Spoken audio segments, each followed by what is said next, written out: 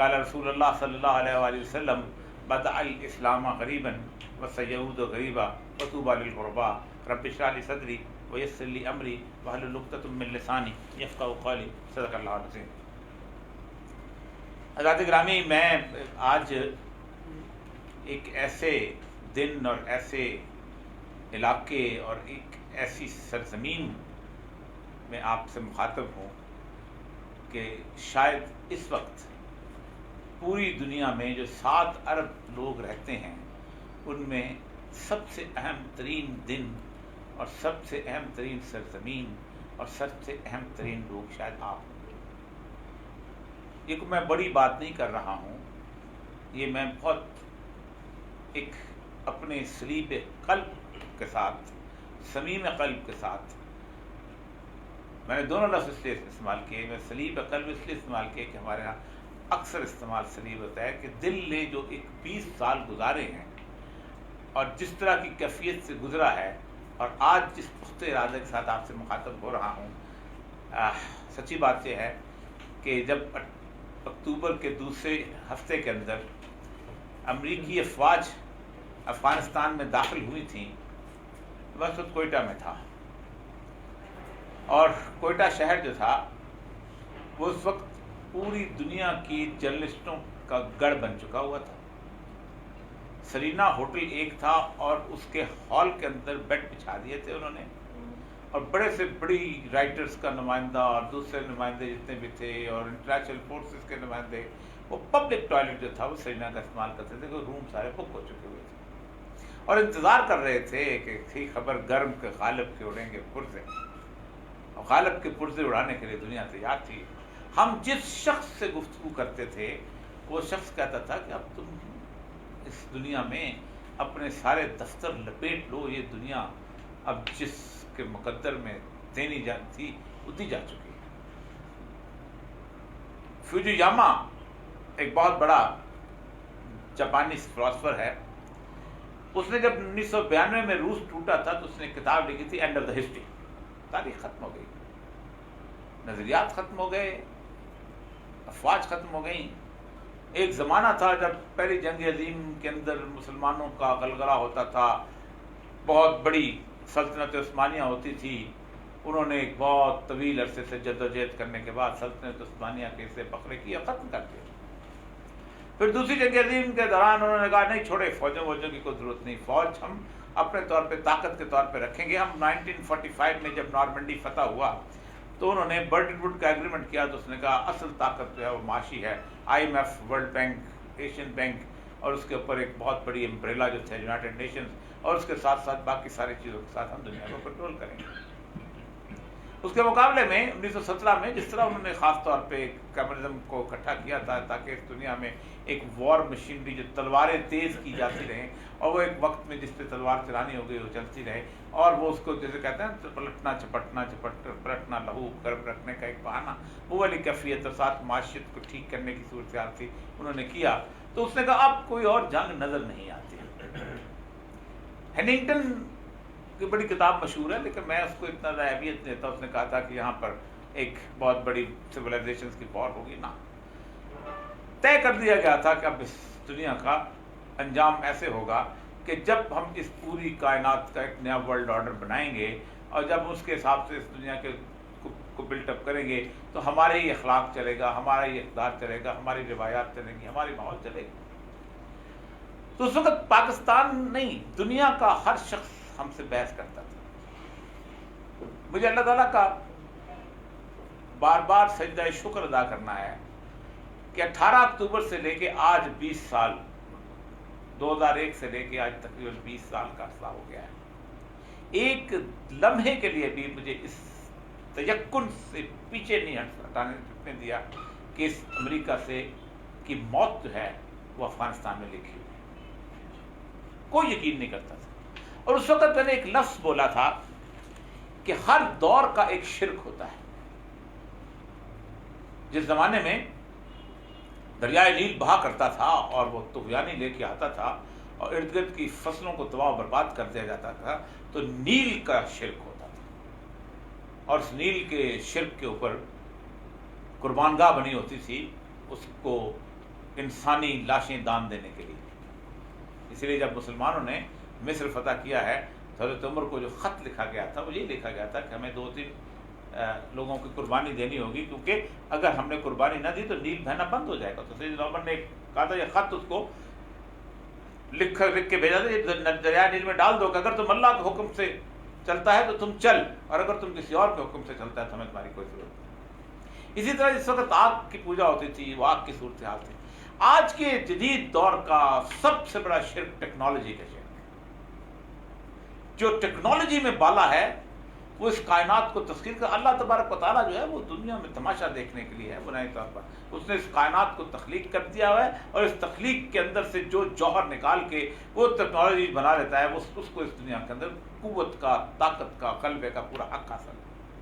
یہی وجہ ہے کہ آج جب آپ اس سرزمین میں بیٹھے ہو تو وہ سارے شرک کے ایلیمنٹ، نائٹ وین ڈیوائسز ہیں، سیٹلائٹ کنٹرول گائیڈڈ میزائلز ہیں، لیزر گائیڈڈ میزائلز ہیں، ایٹامک آپریٹڈ تمام چیزیں ہیں، B-50 سے لے کے میجر بامبز ہیں، ہومبی ٹینک، یہ وہ ساری ٹیکنالوجی جو بتاتی تھی کہ ہم کیسے اس کائنات پہ غلبہ حاصل کر سکتے ہیں، وہ ٹیکنالوجی اپنی موت آپ مر گئی. اللہ نے ثابت کیا کہ کم من فئۃ قلیلۃ غلبت فئۃ کثیرۃ بإذن اللہ، کہ اللہ تعالیٰ بارہا ایسا ہوا ہے کہ چھوٹے چھوٹے گروہوں کو بڑے بڑے گروہوں پر غلبہ حاصل کر دیتا ہے. اللہ کے حکم سے ایسا ہوتا ہے، اور یہ اس وقت کوئی نہیں مانتا تھا. اور آج بھی 18-20 سال گزرنے کی جنگ کے بعد آپ پاکستان کے کسی جرنلسٹ کو دیکھ لیں، آپ پاکستان کے کسی مولوی کو دیکھ لیں، آپ پاکستان کے کسی بڑے قسم کے ملٹری ٹیک اوور کو کرنے والے کو بندے کو دیکھ لیں، تھنک ٹینک کو دیکھ لیں، اس کے دل میں ابھی تک نفاق کا بیج اتنا بڑا بویا ہوا ہے کہ ہم اس خوشی کو مکمل طور پہ منا بھی نہیں، کوئی نہیں منا رہا. ہم آج بھی سمجھتے ہیں کہ افغانستان میں کل بہت بڑی خانہ جنگی ہو جائے گی اور ہم کہیں گے کہ امریکہ جو ہے چلا گیا، دیکھو خانہ جنگی شروع ہو گئی، افغان آپس میں لڑیں گے اور یہ وہاں امن قائم نہیں ہوگا. حالانکہ وہاں صورتحال یہ ہے کہ وہاں گزشتہ تقریباً 7 مہینے سے سرنڈر ہو رہا ہے. اگر ایک فوٹیج بھی خانہ جنگی کسی پاس ہوتی تو CNN BBC ABC اتنی بڑی اس کو بلو کر کے دکھاتا جس کے حساب بھی نہیں. خواہشیں ہیں ہماری. یہاں سے جرنلسٹ جا رہے ہیں، ان لوگوں کو کابل والوں سے جا کے انٹرویو کر رہے ہیں. وہ کابل جو کہ جب 60 میں جایا کرتے تھے تو اس وقت بھی اتنا ماڈرن کابل ہوتا تھا جیسے پیرس کی گلیاں ہوتی ہیں. افغان عورتیں اسکرٹ پہن کے گھومتی تھیں، نائٹ کلبز تھے وہاں، ہر چیز تھی. یہ خواہش ابھی تک ہماری اس صورت ہے. یہ ایسا کیوں ہے اور ایسا کس لیے ہو رہا ہے؟ یہ نفاق جو ہے اور یہ جو صورتحال ہمارے پاس میں، یہ بنیادی طور پر اس کو سمجھنے کی صرف ایک ضرورت ہے، اور وہ ضرورت اس لیے ہے کہ جس زمانے کے بارے میں رسول اکرم صلی اللہ علیہ وآلہ وسلم نے حدیث لکھی اور جس زمانے کے بارے میں قرآن نے پیش گوئیاں کی، جب تک ہم اس زمانے کے مطابق پہ اس علم کو اپنے موجودہ حالات سے حاضرہ کو سمجھنے کے لیے استعمال نہیں کریں گے، ہمارا مسئلہ حل نہیں ہوگا. اللہ تعالیٰ کہتا ہے نزل علیک الکتاب تبیانا لکل شیء، ہم نے تم پر ایک ایسی کتاب نازل کی ہے کہ جس میں ہر چیز کا جواب دے. کیسے ہو سکتا ہے کہ اللہ تبارک تعالیٰ نے اتنی بڑی بڑی کیفیات کے اندر کوئی گائیڈنس نہیں دی، کوئی بتایا ہی نہ ہو کہ بھئی تم لوگ اتنے بڑوں کو اتنے تم پہ مارنے دوڑیں گے، تمہارا رویہ کیسا ہونا چاہیے، تم کن کے ساتھ محبت کرو گے، کن کے ساتھ دوستی کرو گے، کیسے لڑو گے. پھر رسول اکرم صلی اللہ علیہ وآلہ وسلم کا ایک بہت بڑا ذخیرہ ہے جو اس دور کے بارے میں ہے، اور اس دور کے بارے میں جو ذخیرہ ہے وہ اتنا کمال کا ہے کہ آج سے 20 سال پہلے، کم از کم 20 سال پہلے، جب ہم اپنے ان لوگوں کو، بزرگوں کو، جن میں غلام محمد پرویز شامل رہا، جس میں جاوید احمد قامتی صاحب شامل ہیں، جس میں اور بہت سارے لوگ شامل ہیں، جس میں اور جہاں ہمارے چھوٹے چھوٹے کالمسٹ بھی بڑے بڑے اسکالر ہیں، جب ان کو سمجھایا کرتے تھے کہ رسول اکرم صلی اللہ علیہ وسلم نے یہ پیش گوئیاں کی ہیں تو مذاق اڑایا کرتے تھے. ایسی پیش گوئیاں یہ بیسٹ ترتیب دے گی. عباسیوں کے کالے جھنڈے سے انہوں نے کالے جھنڈے بنا دیے.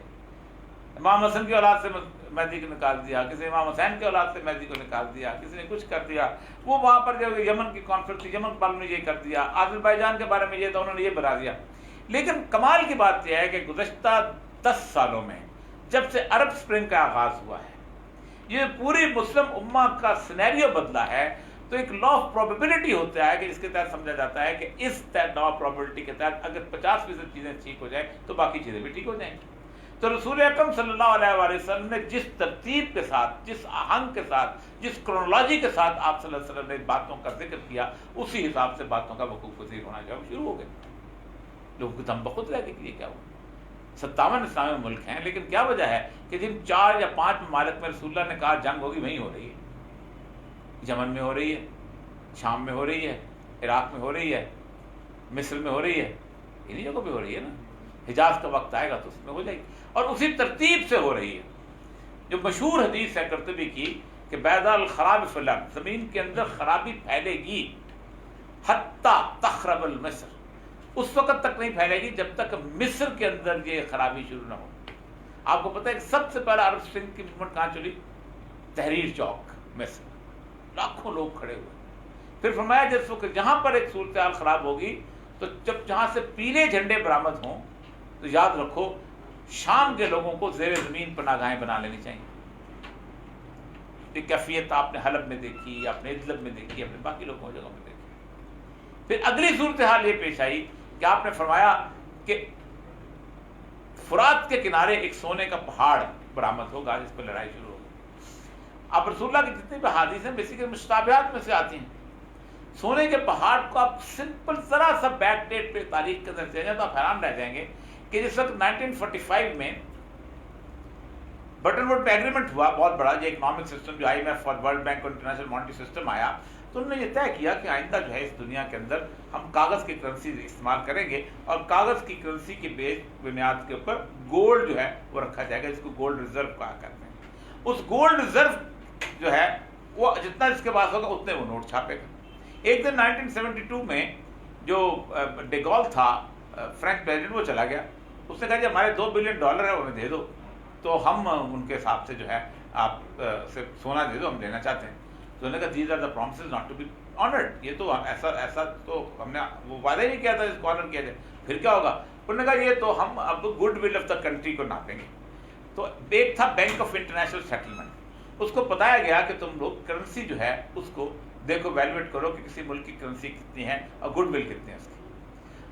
اس نے کمال مہربانی کے ساتھ نائجیریا آئل رچ کنٹری ہے اس کی کرنسی ویک بنا دی، اور آئس لینڈ جہاں گھاس بھی نہیں اگتی اس کی کرنسی مضبوط بنا دی. 74 کے اندر جب آئل ایز اے ویپن شاہ فیصل نے یوز کیا ہے تو اس کے بعد جو عرب اس کو شہید کرنے کے بعد جو عربوں کے ساتھ ایگریمنٹ ہوا وہ یہ تھا کہ اب ڈالر کے اندر تیل بکے گا، وچ مینس تیل کیا بن گیا؟ گولڈ اسٹینڈرڈ بن گیا. اب وہ اس وقت اگر آپ نے تیل خریدنا ہے تو آپ بھی 2 ارب مارکیٹ سے خریدیں گے، یہ بھی 50 ارب خریدیں گے، وہ 200 ارب خریدیں گے. ہم 1000 ارب روپے کا سارے کا سارا جو پیسہ ہے وہ وہاں خرچ کریں گے. وہ 1000 ارب روپیہ جو ہے وہ نوٹ $1,00,000 کے اندر اچھی سیاہی میں اچھے کاغذ میں چھپ جاتے ہیں. ایک پہ $100 لکھا ہوگا وہ بھی کاغذ ہے، ایک پہ $5 لکھا ہوگا وہ بھی کاغذ ہے، ایک پہ $1 لکھا ہوگا، اس کی کوئی انٹرنسک ویلیو موجود نہیں ہوگی. اس سارے سینیریو کے اندر اب آپ کو پتا ہے کہ وہ فرات کے کنارے جو سونے کا پہاڑ کیا تھا جس پہ لڑائی شروع ہوگی، اور اس لڑائی کی انتہا یہ ہوگی، آپ صلی اللہ علیہ وسلم نے فرمایا کہ کوئی گھر ایسا نہیں بچے گا، 100 میں سے اگر کسی شخص کے 100 بچے ہوں گے تو 99 فوت ہو جائیں گے، صرف ایک بچے گا اور وہ بھی سمجھے گا کہ میں بچ کیسے گیا. آپ نے فرمایا ویل للعرب، عرب کی تباہی. کیوں؟ من شر کی طرف ایک فتنہ بہت نزدیک آ گیا، اس کی آپ نے وضاحت کی یاجوج اور ماجوج کے حوالے سے. اور وہ فتنے کے بارے میں عرب کی تباہی خاص طور پہ ایک جوتی نظر آئے گی کہ جس کو ایک عورت دیکھ کے کہے گی یہ کسی قریش کی جوتی ہے، لیکن قریش زمین پہ موجود نہیں ہوگا. سیدہ عائشہ سے فرمایا سب سے پہلے تمہارے لوگ جو ہے وہ مجھ سے ملیں گے. کیوں؟ عربوں کی کوئی شامت نہیں ہے. اس کی بنیادی وجہ یہ ہے کہ میں اور آپ جو ہیں اگر کہیں کہ مجھے بلے شاہ کی شاعری پسند نہیں آئی اور میں کہوں جی میں بلے کی جانا میں کون کی میں تشریح جو ہے نہیں سمجھتا ہوں تو میری معافی نہیں ہے. پشتون جو ہے وہ کہے کہ مجھے رحمان بابا سمجھ نہیں آتی ہے، بخت گاڑے لا خدا کلمہ گاڑے رحمان اس کا مجھے سمجھ نہیں آئی تو اس کی معافی نہیں ہے. اس طرح عرب کہے کہ مجھے قرآن یعنی عربی کی میں قرآن سمجھ نہیں آتا عربی کی عرب کی معافی نہیں. تو بنیادی مخاطب ہوتے اس لیے یہ وہ سینیریو ہے جو بنتا چلا جا رہا ہے جس پہ ہم آگے آپ کو بحث کریں گے. اس سینیریو کا سب سے اہم ترین خطہ جو ہے وہ خراسان ہے، جس خراسان میں گزشتہ 100 سال سے 3 بڑی عالمی طاقتوں کا قبرستان بنا ہے. چلو پہلی طاقت مان لی برطانیہ، ایک جیسی تلواریں تھیں ان کے پاس بھی تلواریں تھیں، ادھر بھی گھوڑے تھے ان کے پاس بھی گھوڑے تھے، ادھر بھی توپیں تھیں، یہ ذرا سا بڑی تھیں وہ چھوٹی تھیں. لیکن آج بھی احمد صاحب دالی کی توپ دیکھ لیں جو لاہور میں پڑی ہوئی ہے آپ کو پتہ چل جائے گا کتنی بڑی توپ تھی. اور احمد صاحب دالی تقریباً 100 سال پہلے انگریز سے جہاں آیا تھا، اور وہ توپ کا دہانہ دیکھ لیں کہ وہ انگریزوں کی کسی توپ سے چھوٹی توپ نہیں تھی، لیکن اس کے باوجود بھی 20,000 لوگوں کو کابل شہر میں ذبح کیا گیا، ایک ڈاکٹر کو زندہ چھوڑا اور کہا ادھر کا رخ نہ کرنا، یہاں لوگ اور طرح کے رہتے ہیں۔ دوسری بات، سیکنڈ ٹائم روس کے ساتھ جنگ تھی، ہمارے لوگ ظاہر بات ہے ٹیکنالوجی کو پوجنے والے ہیں، ہم نے کہا نہیں، اصل میں وہ جو امریکہ نے رائفل دی تھی نا، امریکہ نے جو میزائل دیے تھے نا، وہ کٹ کے کیا میزائل ہوتے ہیں وہ دیے تھے، امریکہ نے جو ان کو مدد کی تھی اس وجہ سے ہم جیتے ہیں۔ اور دوسرا انہوں نے کہا کہ پاکستان کی ISI نے جتایا تھا، یہ سارا کچھ بات ہے۔ ہم تو اللہ کو مانتے ہی نہیں اس بات کے، وہ سوللی جو کہتا ہے وَإِذَا أَرَادَ شَيْئًا أَن يَقُولَ لَهُ كُن فَيَكُونُ، جب وہ ارادہ کر دیتا ہے تو صرف کن کہتا ہے اور ہو جاتی ہے۔ ہم نے کہا ٹھیک ہے۔ اللہ نے ایک اور نشانی کے طور پہ کمال کر دیا، دنیا کی آج تک تاریخ میں 5000 تاریخ میں سالہ تاریخ میں جتنی جنگیں ہوئی ہیں برابر کی ہوئی ہیں۔ پہلی جنگ عظیم آدھا ملک دنیا ایک طرف تھی، آدھی دنیا ایک طرف تھی۔ دوسری جنگ عظیم آدھی دنیا ایک طرف تھی، آدھی دنیا ایک طرف تھی۔ تیسری جنگ اس کی اپنا ویتنام کی، دنیا آدھی تقسیم ہو چکی ہوئی تھی کمیونسٹ ورلڈ اس میں۔ چوتھی افغان وار، آدھی دنیا تقسیم ہو چکی ہوئی تھی، امریکہ ایک طرف تھا مجاہدین کے ساتھ تھا۔ لیکن یہ کمال ہے کہ پوری دنیا ایک طرف، انٹائر نیٹو with 48 کنٹریز، کوئی پڑوسی ساتھ نہیں ہے۔ میں بڑے وضاحت سے کہہ رہا ہوں، 57,000 دفعہ پاکستان کی سرزمین سے امریکی جہاز اڑا ہے اور انہوں نے جا کے افغان بھائیوں کے پرچے اڑائے ہیں۔ 630 بندے ہم نے یہاں سے پکڑ کے دیے ہیں، جن میں سے 99% بے گناہ تھے، جو کہ گوانتانامو بے میں ہم نے دیے ہیں۔ انسانی تاریخ کا بدترین واقعہ ہم نے کیا کہ ایک سفیر کو ان کے حوالے کیا، جو کہ بدترین چنگیز خان جیسے لوگ بھی نہیں کیا کرتے تھے۔ تاجکستان پورے کا پورا بلڈ اپ کیا انہوں نے وہاں پر۔ ایران پورے کے پورے پاسداران کے ساتھ تھے، کوئی پڑوسی ساتھ نہیں ہے۔ 20 سال 50,000 سے زیادہ لوگ کبھی نہیں رہے۔ اپنے افغان بھائی جو افغان، جس کو ہم افغان نیشنل آرمی کہتے ہیں، کل میں ایک پروگرام میں سلیم صاحب اس کو افغان نیشنل آرمی کہہ رہا تھا، میں نے کہا مجھے یہ بتاؤ یہ آرمی ہو کہاں سے گئی؟ جن لوگوں کو امریکوں نے $50,000 دے کے تنخواہیں دے کے تو ان کو رکھا اور ریکروٹ کیا ہو، وہ افغان قوم، وہ مرسنریز ہیں، وہ کرائے کے قاتل اور غنڈے تھے جن کی ایک فورس بنائی گئی تھی۔ افغان قوم نے بنائی تھی۔ پاکستان میں ایک ISI کا میجر جو ہے وہ الیکشن کرانے کو کہے تو کہتے ہو کہ تم نے الیکشن کو رون دیا اور یہ کر دیا، وہاں امریکہ نے اپنی بندوق کے نیچے الیکشن کرایا، اس کو جائز مانتے 10%۔ تو وہ ایک پوری مائٹ کے ساتھ آئے تو 50,000 لوگوں نے، اللہ نے اتنی بڑی نشانی دی، 50,000 لوگوں نے پوری امریکن مائٹ۔ آپ کو پتہ ہے گزشتہ 3 سال سے ایوری ڈے 22 امریکن سپاہی خودکشی کرتے رہے ہیں۔ ٹائپ کرے CNN پہ 22 ویٹرنس کمیٹڈ سوسائڈ، آپ کو پورا ڈیٹا مل جائے۔ اب تو نیٹ کا زمانہ ہے، تو اب میرا جھوٹ مجھے منہ پہ پکڑ سکتے ہیں۔ 700,000 7 لاکھ امریکن سپاہی پوسٹ ٹرامیٹک سنڈروم کے شکار ہوئے، اور ان کو پالنے کے لیے، ان کو مینٹنس کے لیے اس وقت تقریباً $70 ارب سالانہ کا خرچہ ہے۔ اگر کوئی بیوی کا شوہر ہے، بیوی چھوڑ کے بھاگ گئی ہے، اگر کوئی باپ ہے اولاد اس کو اسپتال میں چھوڑ کے بھاگ گیا ہے، اگر کوئی بیٹا ہے ماں چھوڑ کے بھاگ گئی ہوئی ہے، وہ سارے کے سارے ان کے ویلفیئر نظام کے اوپر پڑے ہوئے ہیں۔ میں نے خود اپنی آنکھوں سے نیو یارک شہر کے اندر ایک ویٹرن سولجر کو دیکھا، اس نے کارڈ لگایا ہوا تھا، اس پہ لکھا ہوا تھا I am an soldier of Afghan war kindly help me. میں نے کہا میں تمہیں 70 تصویر بنانا چاہتا ہوں، اس نے کہا مجھے $10 دو، تصویر بنا، میں اس کو تصویر بنائی۔ لیکن اس سارے المیہ کے اندر رسول اکرم صلی اللہ علیہ وسلم نے ایک بہت بڑی وارننگ دی ہے، جس کا آج آپ نے موضوع رکھا ہے۔ آپ صلی اللہ علیہ وسلم نے فرمایا دجال کی آمد سے پہلے کے چند سال دھوکے اور فریب کے سال، جھوٹے کو سچا کہا جائے گا اور سچے کو جھوٹا، خائن کو امانت دار کہہ کر پکارا جائے گا اور امانت دار کو خائن کہہ کر ذلیل و رسوا کیا جائے گا۔ اور فرمایا تم میں روئی بیضا بولیں گے۔ صحابہ نے بولا یا رسول اللہ روئی بیضا کیا ہوتے ہیں؟ فرمایا گھٹیا لوگ اہم ترین معاملات میں گفتگو کریں گے۔ آپ 8 بجے ٹی وی کھول لیں، بلکہ 7 بجے کھولیں اور 11 بجے تک کھولتے رہیں، آپ کو خود اندازہ ہو جائے گا کہ رسول اللہ کی بات کتنی سچی ہے۔ پاکستان کی بات ہے کیا، تھرو آؤٹ ورلڈ کوئی بڑا انٹلیکچوئل آپ کو کسی ٹیلی ویژن چینل پہ، وہ بڑے سے بڑا ٹیلی ویژن چینل کا چیئرمین TW کچھ نہیں ملے گا۔ آپ کو اینالسٹ ملیں گے، آپ کو وہ لوگ ملیں گے جو ایک خاص ڈھنگ سے بولتے ہیں۔ ایک کتاب ہے اس کی نام چامسکی کی، مینوفیکچرنگ کانسینٹ، ہم کانسینٹ کیسے مینوفیکچر کرتے ہیں. وہ شخص جو ہے وہ کہتا یہ ہے کہ اس نے لسٹ دی ہے ان سارے کارپوریٹ لوگوں کی کہ جو اس کو پیسے کو افورڈ کرتے ہیں وہ سب کچھ کرتے ہیں، اور اس کا ایک میڈیا کی رپورٹ بن کے آتی ہے.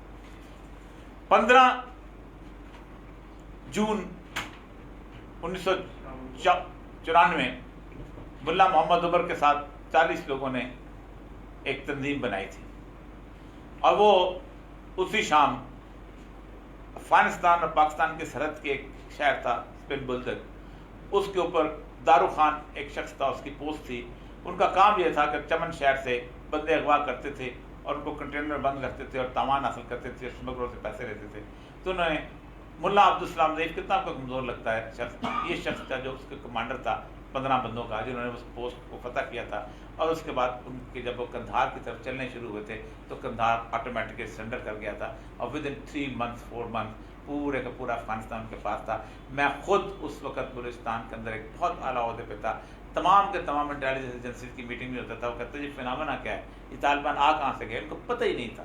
یہ تو جب وہ 97 کے قریب کابل میں پہنچے تب، اس کے بعد سے پوری دنیا میں اسلامو فوبیا بعد میں آیا، طالبان فوبیا پہلے آیا.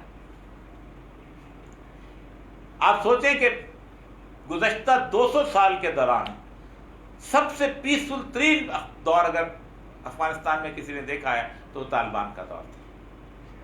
آپ یہاں پر پاکستان میں رہتے ہیں، معین الدین حیدر صاحب نے ایک کمپین شروع کی تھی، بندوق واپس کر دو، ہم اسلحہ واپس کر دیں، نہیں کرا سکے تھے.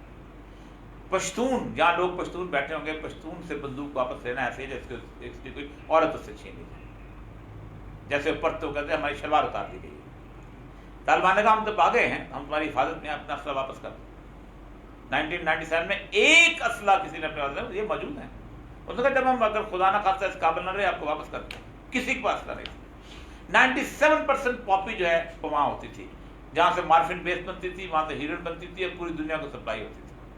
24% امریکہ خریدتا تھا، 26% یورپ خریدتا تھا، 14% چین خریدتا تھا، باقی ملکوں میں جاتی تھی. $110 بلین کا کاروبار تھا. ایک فکرہ آتا ہے ملا عمر کا کہ پاپی نہیں ہو گئی، 1.2% پہ رہ گئی تھی پوری دنیا کی پاپی کی گروتھ. ویزیبل صورتحال یہ تھی کہ پولیٹیکل سائنس کا ایک پرنسپل ہے کہ دنیا میں ریاست وہ ہوتی ہے کہ وین اسٹیٹ بیکمز ویزیبل. تھانہ نظر نہ آئے لیکن لوگ چلان کٹنے کے غرض سے پابندی کر رہے ہوں، ٹریفک پہ سپاہی نہ کھڑا ہو کسی جگہ، لوگ اشارہ کو دیکھ رہے ہو، جرم نہ ہو رہا ہو. بولدک جیسے شہر، رنگین منڈی جیسے شہر جہاں اربوں کا کاروبار ہوتا ہے، اس جگہ پہ 7 سپاہی ہوتے تھے، اور کسی بھی طالبان کے شہر میں 7 سپاہی نہیں تھے. اور حالت یہ تھی کہ ہیلمند کی لشکرگاہ سے، ریگستان سے ہوتی ہوئی عورت اگر زیورات سے لدی پدی کابل جانا چاہتی تھی، اسے کسی قسم کا خوف نہیں ہوتا تھا. 70 سالوں میں پاکستان نے پہلی دفعہ ڈیورنڈ لائن پہ برجیاں لگائی ہیں. میں خود ڈپٹی کمشنر چاہیے تھا، میں نے خود لگوائی ہیں. پہلے کسی کی ضرورت نہیں ہوتی تھی وہاں جا کے برجیاں لگائے، کیونکہ ڈسپیوٹڈ ٹیریٹری افغان کہتے تھے. جہاں سے وہ گاڑی چوری ہوتی ہے، یہ آپ کے راوی پلازا جو ہے، میں آپ کو مثال آپ کو دے سکتا ہوں، اس کے ڈاکٹر رفیق صاحب ہیں، ان سے جا کے پوچھ لیجیے گا. ان کی لینڈ کروزر چوری ہوئی تھی، وہاں پہنچے تھے، طالبان نے کہا ہم نے رکھی ہوئی، آ کے واپس لے جاؤ. کسی کی ضرورت نہیں ہوتی تھی جہاں سے گاڑی چوری کر کے افغانستان جا سکتے. اس پیس پیریڈ کو 2.5 منٹ کی ایک ویڈیو بنی ہے صرف، جس میں طالبان کے توڑے ہوئے وہ ٹی وی لٹکائے ہوئے تھے اور یوں کر رہے تھے. اس 2.5 منٹ کے بعد پورے ملک میں لوگ کہتے تھے ہمیں طالبان والا اسلام تو نہیں چاہیے. دس از میڈیا. یہ وہ فورس ہے کہ آپ سچے کو جھوٹا اور جھوٹے کو سچا ثابت کرتے ہیں، اور میڈیا پر آپ کے ہاتھ میں ہوتا ہے.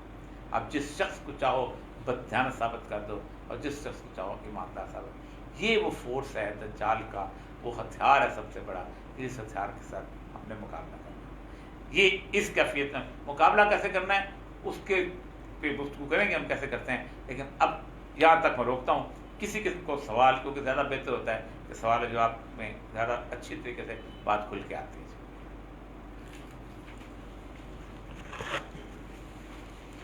ایک سر سوال، شروع جیسے آپ نے بات کی اس میں آپ نے کہا کہ اس دور کا سب سے بڑا شفٹ جو ہے وہ ٹیکنالوجی ہے. تو جیسے ہمیں کہا جاتا ہے کہ اگر ہم نے ان کے ساتھ مقابلہ کرنا ہے تو ان کے لیول کے اوپر آنا ہے، اس کے ساتھ ان کی جیسی ٹیکنالوجی ہمارے پاس ہونی چاہیے. تو وہ بات تو ختم ہوگی نا پھر. تو پھر ضرورت کس چیز کی ہے؟ اگر ہم ان کا مقابلہ کرنا چاہتے ہیں تو ہمیں پھر کس چیز کی ضرورت ہے؟ دیکھیے، ایک تو یہ ہے کہ ٹیکنالوجی ضرورت کے تحت استعمال کریں. اور ایک یہ ہے کہ ٹیکنالوجی کو وہ تمام تر مقام اور مرتبہ ادا کر دینا جو اللہ کے ہے. دونوں میں فرق ہے. سورج ہے، سورج کی روشنی وغیرہ زندہ نہیں گزار سکتی، آپ کی فصلیں نہیں اگتی، ٹھیک ہے، آپ کے ہاں گلیشیئر نہیں پگھلتے، آپ کے ہاں پانی نہیں آتا. ایک تو یہ ہے کہ سورج کی ضرورت ہے، ایک یہ ہے کہ آپ صبح سویرے اٹھیں سورج کو سجدہ بھی کریں. دونوں میں بہت فرق ہے. بنیادی طور پر جو شرک، وہ لوگ جو تھے نا، وہ بھی بنیادی طور پر جو شرک کرنے چلتے تھے نا، ان کو کوئی سمجھ نہیں آتی تھی کہ اگر سورج چلا گیا تو کیا ہوگا. جب ان کے یہاں 4-5 دن سورج نہیں آتا تھا، جب بادل چلتے تھے تو یہ کیفیت ہوتی. دیکھیں نا، آج اگر صرف 25 ایٹم بم چلا دیے جائیں دنیا میں تو دنیا میں ایک نیوکلیر ونٹر پیدا ہو جائے گی. بادل ایسے آئیں گے کہ جو کیلیفورنیا سے لے کے آسٹریلیا تک پوری دنیا پہ چھا جائیں گے. اس نیوکلیر ونٹر سے یہ ہوگا کہ 25% آپ کی آبادی رہ جائے گی. ٹھیک، اس کا مطلب یہ ہے کہ آپ کسی بھی وقت نیوکلیر ونٹر کریٹ کر سکتے ہیں، ٹیکنالوجی اس میں کریٹ کر سکتے ہیں. تو آپ کہیں گے کہ تو اللہ تبارک و تعالیٰ کے برابر کی چیز آپ آ گئے نا، ونٹر آپ نے بم چلائے، لیکن اس کو یہ نہیں کہتا، سمجھ جاتی کہ اس میں خود کو کیسے نکالے گا. وہ جو بروتھ ہے وہ 25% میں سے نکالے گا کیسے آپ نے. یہی کیفیت جو تھی چیزوں کو وقت کے ساتھ ساتھ، جتنی آرگومنٹ اور جتنی دلیل کسی کے پاس ہوتی تھی، شیطان اتنی ہی دلیل کے ساتھ اس کو قائل کرتا تھا. آج کی دلیل وسعت اختیار کر گئی ہے، آج کی دلیل منطق سے باہر نکل گئی ہے. آج کی دلیل یہ کہتے ہیں کہ نہیں، اس کائنات کے اندر فلاں فلاں فلاں فلاں چیزیں جو ہیں وہ اگر آپ نے نہ سیکھی تو آپ زندہ نہیں رہ. مطلب فار ایگزامپل یہ وائرس ہے، آپ ابھی گزر رہے ہیں نا وائرس کے بارے میں. کبھی کسی نے اس کو اسٹڈی کرنے کی کوشش کی ہے کہ یہ کتنی بڑی دلیل ہے اللہ تبارک و تعالیٰ کی وحدانیت، اللہ تبارک و تعالیٰ کے اس کائنات پہ کنٹرول. میڈیکل گریجویٹس یہاں ہوں گے بیٹھے، میرے خیال کافی ڈاکٹرس ہیں. وائرس کے بارے میں اب تک کی سائنس نے جو اسٹڈی کی ہے، اور یہ سائنس میں بتا رہا ہوں گزشتہ 150 سال کی سائنس، کہ وائرس ایک ایسا فنامنا ہے کہ جس فنامنا کو اللہ کے رازوں میں سے ایک راز کہا جا سکتا ہے. اس کا اوریجن نہیں پتا. مثلا آپ کو باقی بیکٹیریا کا پتا ہے، آپ کو ڈینگی وائرس کا پتا ہے، ہر چیز کا پتا ہے. وائرس کے بارے میں کہا جاتا ہے جب انسان تخلیق کیا تھا تو اللہ نے اس کے ساتھ ملینز آف وائرسز کریٹ کر دیے تھے، اور جو اس کے ساتھ ساتھ چلے آتے ہیں. اس میں کچھ ہمارے فائدے کے ہیں، اگر وہ نہ ہوں تو ہماری باڈی آگے نہیں چل سکتی. اس میں کچھ ہمارے نقصان کے ہیں جو کہ ہمیں نقصان پہنچاتے ہیں. ایسے وائرسز کے اندر ہوتا یہ ہے کہ اس کے بارے میں، یہ اگر اس میز پہ پڑا ہوا ہے کوئی بھی وائرس تو یہ مکمل طور پہ ایک مردہ چیز ہے، جیسے کاغذ کا ایک ٹکڑا ہوتا ہے، اور اس ٹکڑے کے اندر کوئی جان نہیں، لیکن اس ٹکڑے کے اندر ایک مکمل سسٹم ہے. اگر وہ RNA والا ہے تو RNA والا سسٹم ہے، وہ DNA والا ہے تو DNA والا. لیکن جیسے ایک پرٹیکولر وائرس جس کو اللہ نے ڈیزائن کیا ہے کسی خاص جگہ پہ اٹیک کرنے کے لیے، وہ وہاں تک پہنچ جاتا ہے تو اس کے سیل کے اوپر قابو پا کے، اس کے DNA کو قابو پا کے اپنا حکم جاری کرنا شروع کر دیا. مثلا ایڈس کا وائرس ہے تو اس کا ایک پرٹیکولر سیل ہے جس سے آٹو امیون سنڈروم پیدا ہوتا ہے، تو امیونٹی کے سیل کے اوپر اس بیسیکلی سسٹم کے اوپر تباہ کرتا ہے، باقی جگہ پہ پھرتا رہتا ہے.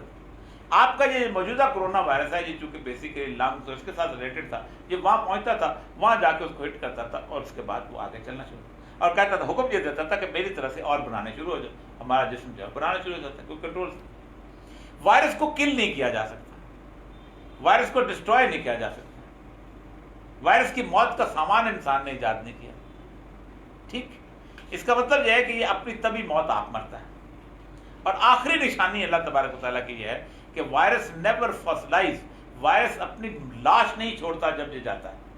اس کا میکسیمم آپ یہ کرتے ہیں کہ اس کو آپ امیونٹی سسٹم سے دھکے دے دے کے، اس کو کہتے ہیں وائرس لیٹنسی، آپ اس کو خاموش کروا کے بٹھا دیتے ہیں. اب میں ویکسین کی طرف آتا ہوں کہ ویکسین کیا چیز ہے، جو کہ ظاہر بات ہے آپ دوا کے طور پہ، ویکسین دوا نہیں ہے.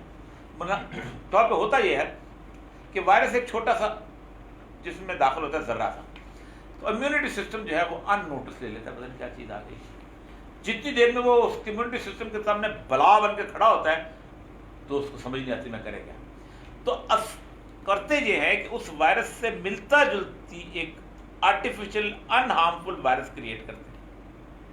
وہ اگر ایک وائرس ہے تو ہم کم از کم 1.5-2 لاکھ وائرس ہیں اس ایک اتنے سے وائل کے اندر ہم جسم میں داخل کرتے ہیں.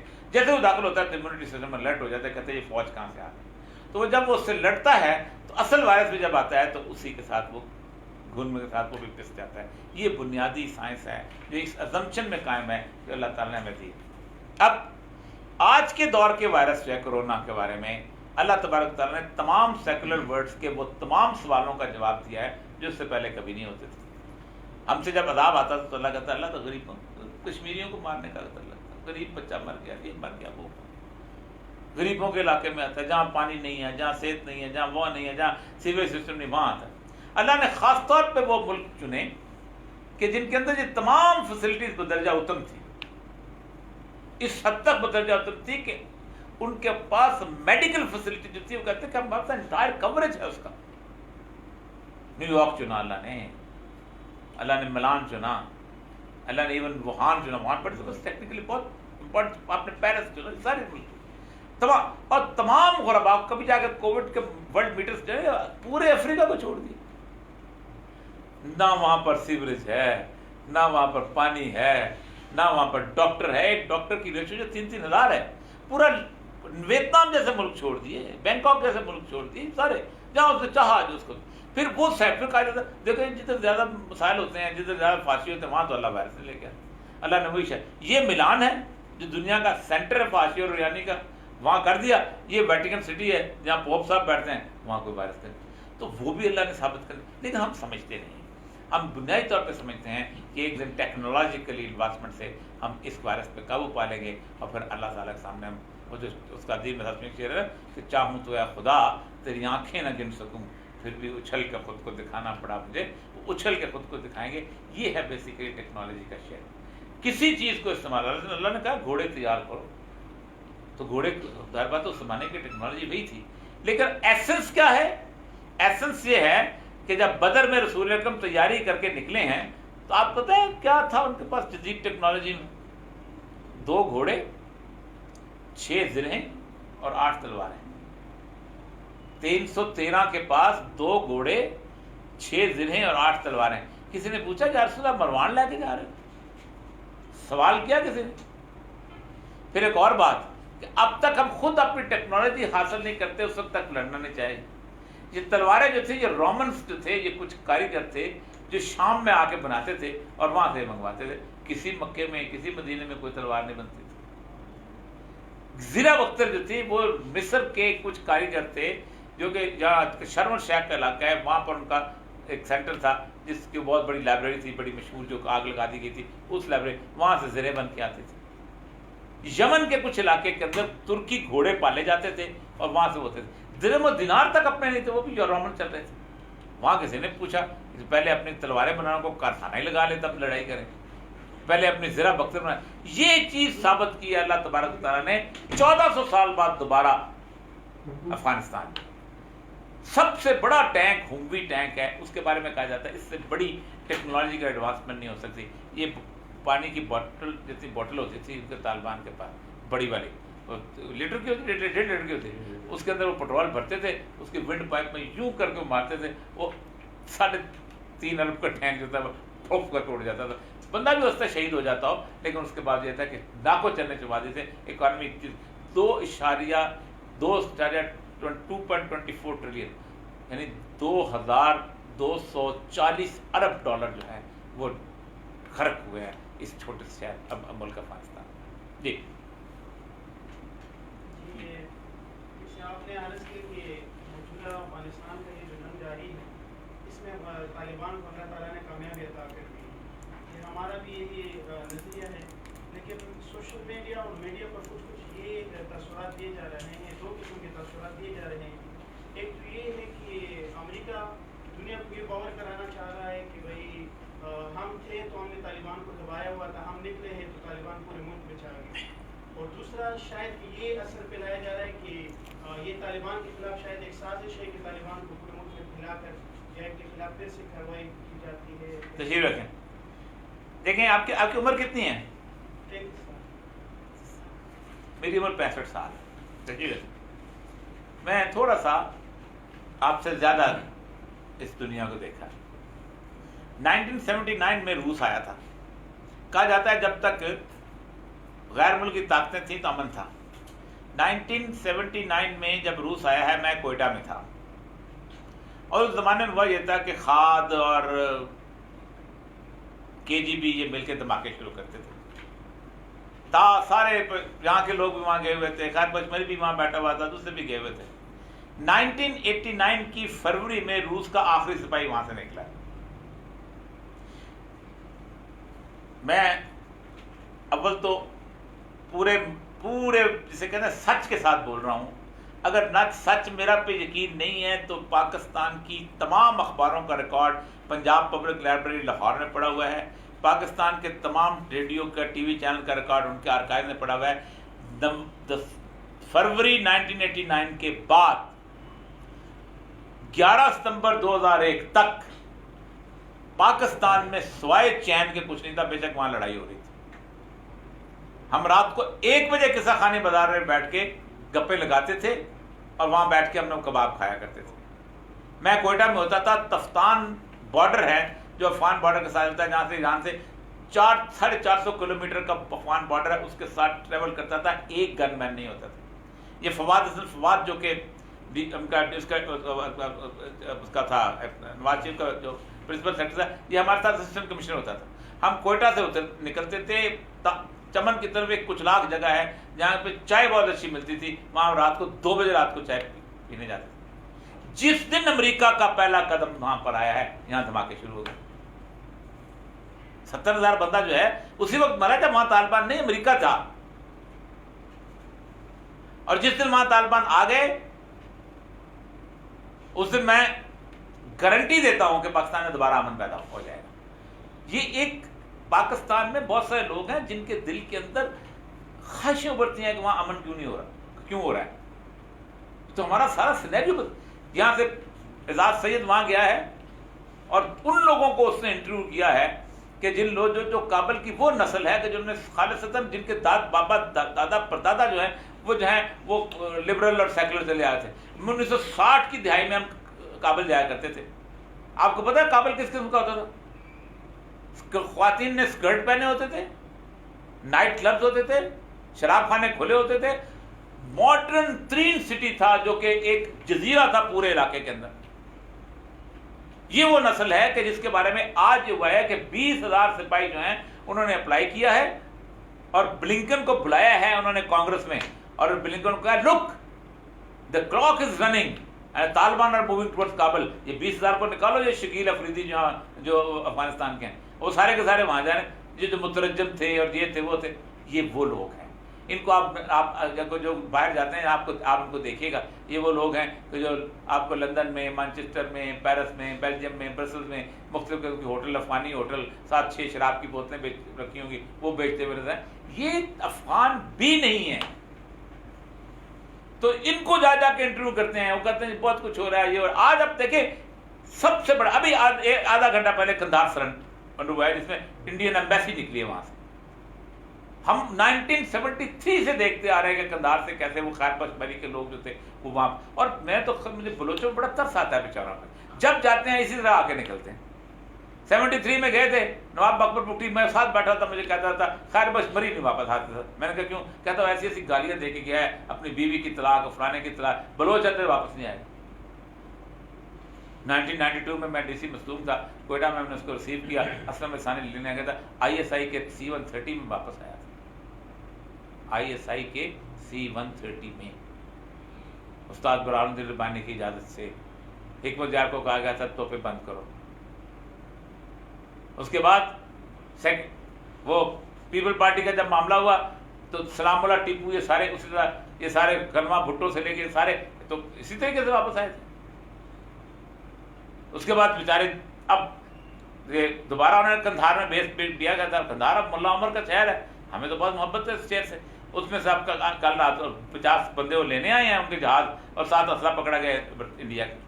تو 3 ارب ڈالر کی انویسٹمنٹ انڈیا کی وہاں تباہ ہوئی ہے۔ اور آپ کو پتہ ہے کہ احمد شاہ مسعود ان لوگوں کے ساتھ کیا حشر ہوا ہے؟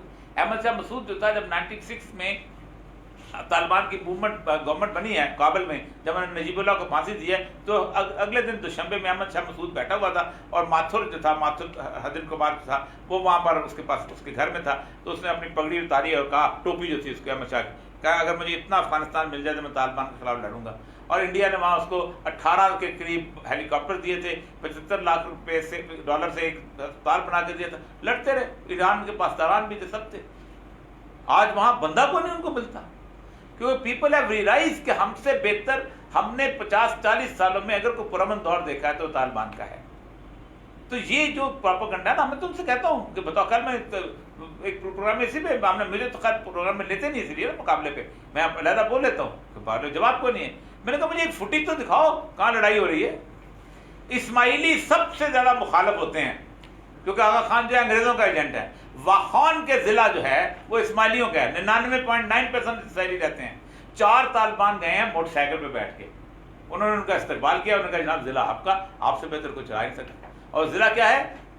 بارڈر کس کا ہے؟ چین، ازبکستان، تاجکستان، پاکستان اور افغانستان. 5 ملک کنورج کرتے ہیں اس کے اوپر، دا موسٹ اسٹریٹجک پوائنٹ. تو اللہ جب نصرت دیتا ہے ایسے نہیں دیتا، مکمل دیتا ہے. اللہ کی اسٹریٹجک نصرت نہیں ہوتی. جی یہ قومی متحدہ بنا ہوا ہے، یہ کس کی امن کے لیے؟ پوری دنیا میں مسلمانوں کو مار پڑ رہی ہے. ہمارے جو بڑے ہیں یہ سمجھتے بھی ہیں کہ مار پڑ رہی ہے، پھر بھی جا کے انہیں کے قدموں پڑتے ہیں کہ یہ ہماری مدد کی جائے. ان کو پتہ بھی مدد ہو رہی نہیں. اچھا، یہ جو میں تو چیز رکھیں، یہ جو آپ ہم نے بنایا ہوا ہے نا کہ مسلمانوں کو مار پڑ رہی ہے، جب ہمیں نہیں پار پڑتی دوسروں کو پڑتی تھی. ویتنام کے لوگ مسلمان تو نہیں ہیں نا، 60 لاکھ بندوں کو کٹ کٹا کے 60 لاکھ بندہ مارا. 22 سال لیٹن امریکہ کے ملک، یہ چلی، نکراگوا، یہ ہونڈرا، 4 لاکھ لوگ مسنگ پرسن تھے. 12 لاکھ لوگ جو تھے ان کو مارا گیا تھا.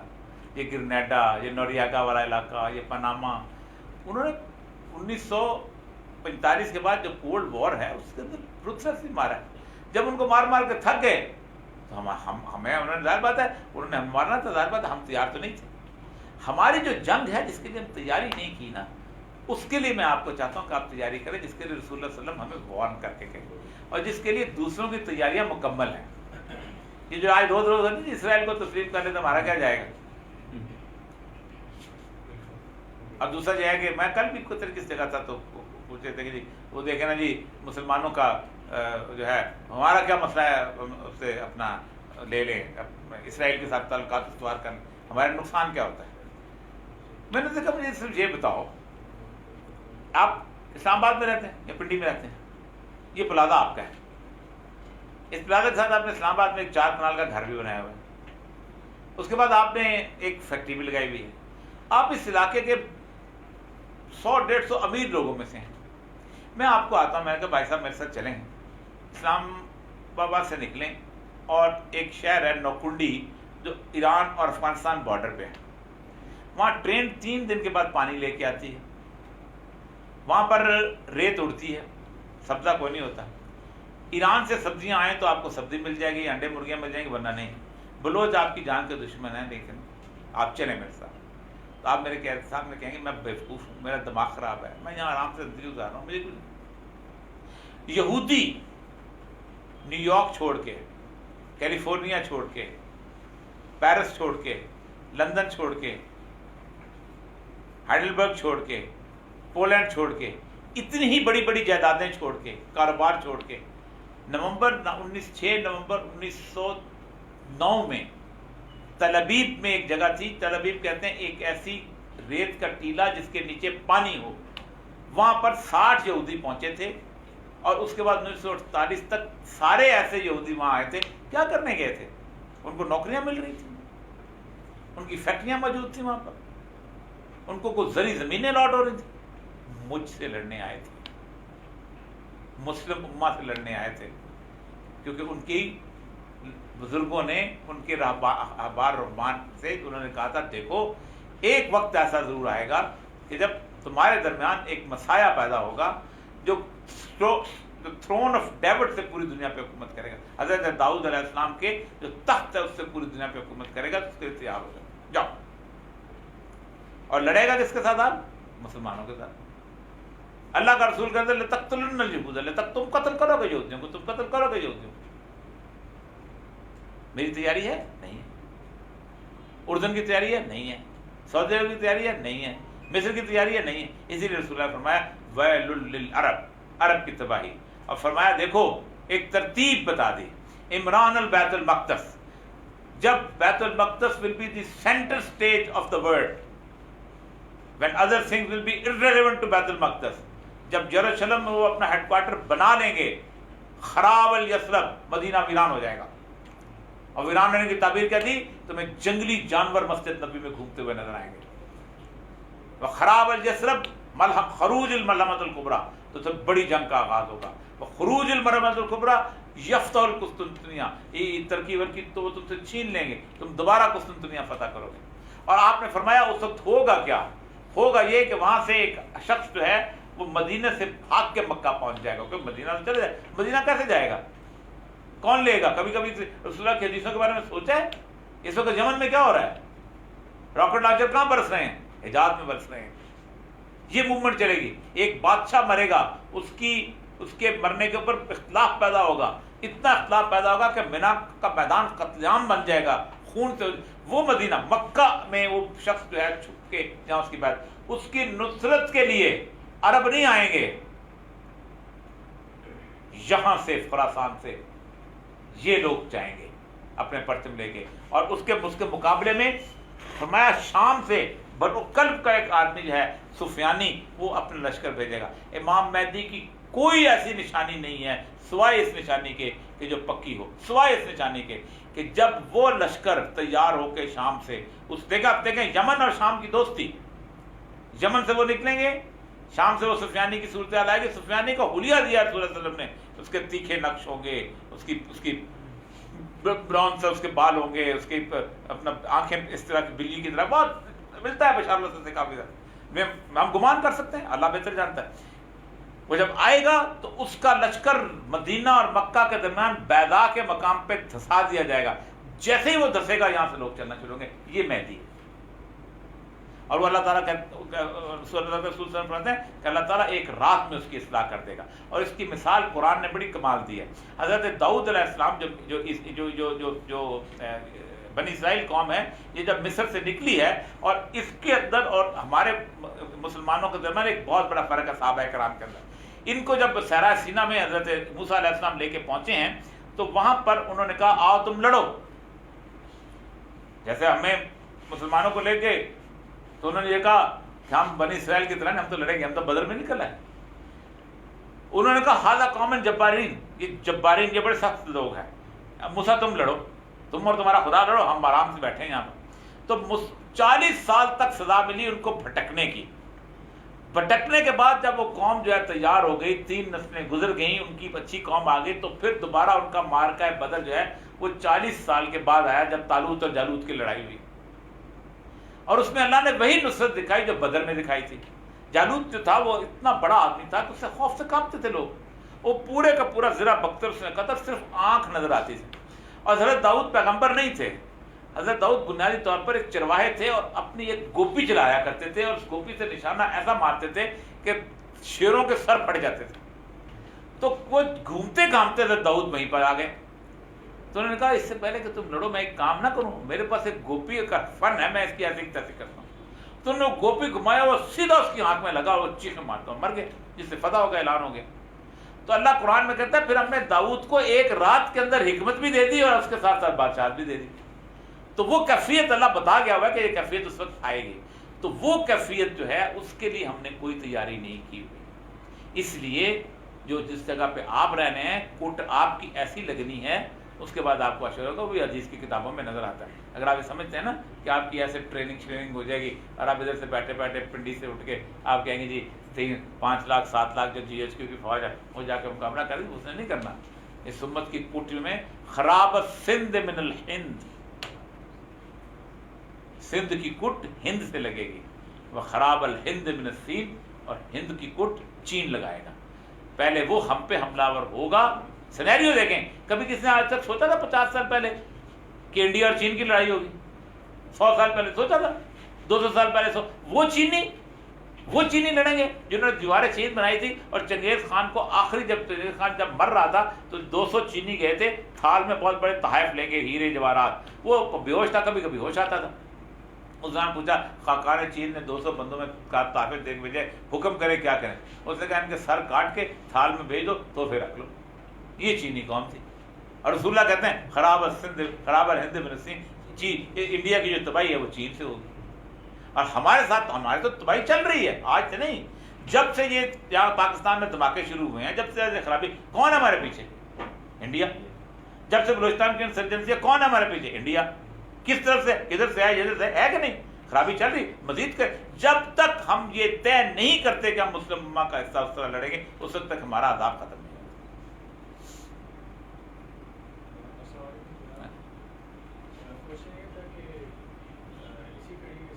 آواز تھوڑی سی اسی کڑی کے ساتھ کڑی ملاتے ہوئے کہ موجودہ دور میں اقوام مسلم جو ہے اور خاص طور پہ جو قوم پاکستان کے مسلمانوں کے ہیں، یہاں پہ یہ چیز دیکھی جاتی ہے کہ اگر آپ ایک مذہبی شخصیت جو ہے وہ کسی سیاسی میدان میں ہے یا پھر علماء کرام میں وہ کوئی تحریک چلا رہے ہیں، تو اس کو مسلمان یہ کہے گا کہ یہ مولویوں کی تحریک ہے.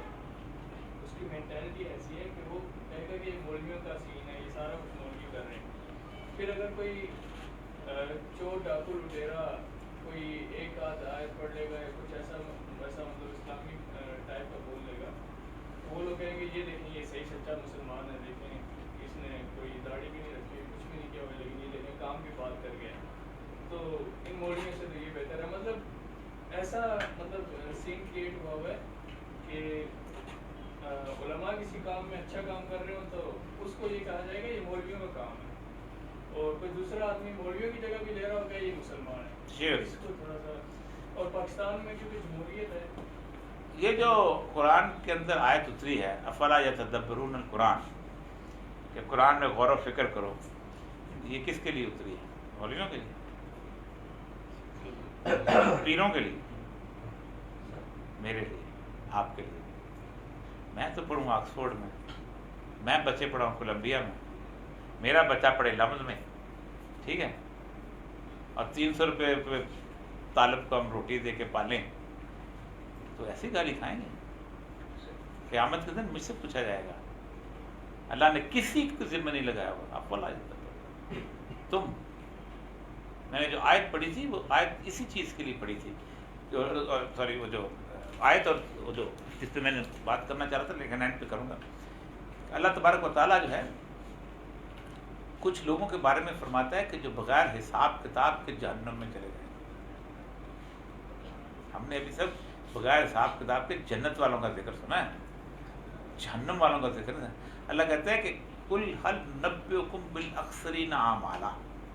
آج ہم تمہیں بتا دیں وہ لوگ کون ہیں کہ جن کے سارے اعمال گھاٹے میں چلے گئے. الذین ضل سعیہم فی الحیات الدنیا.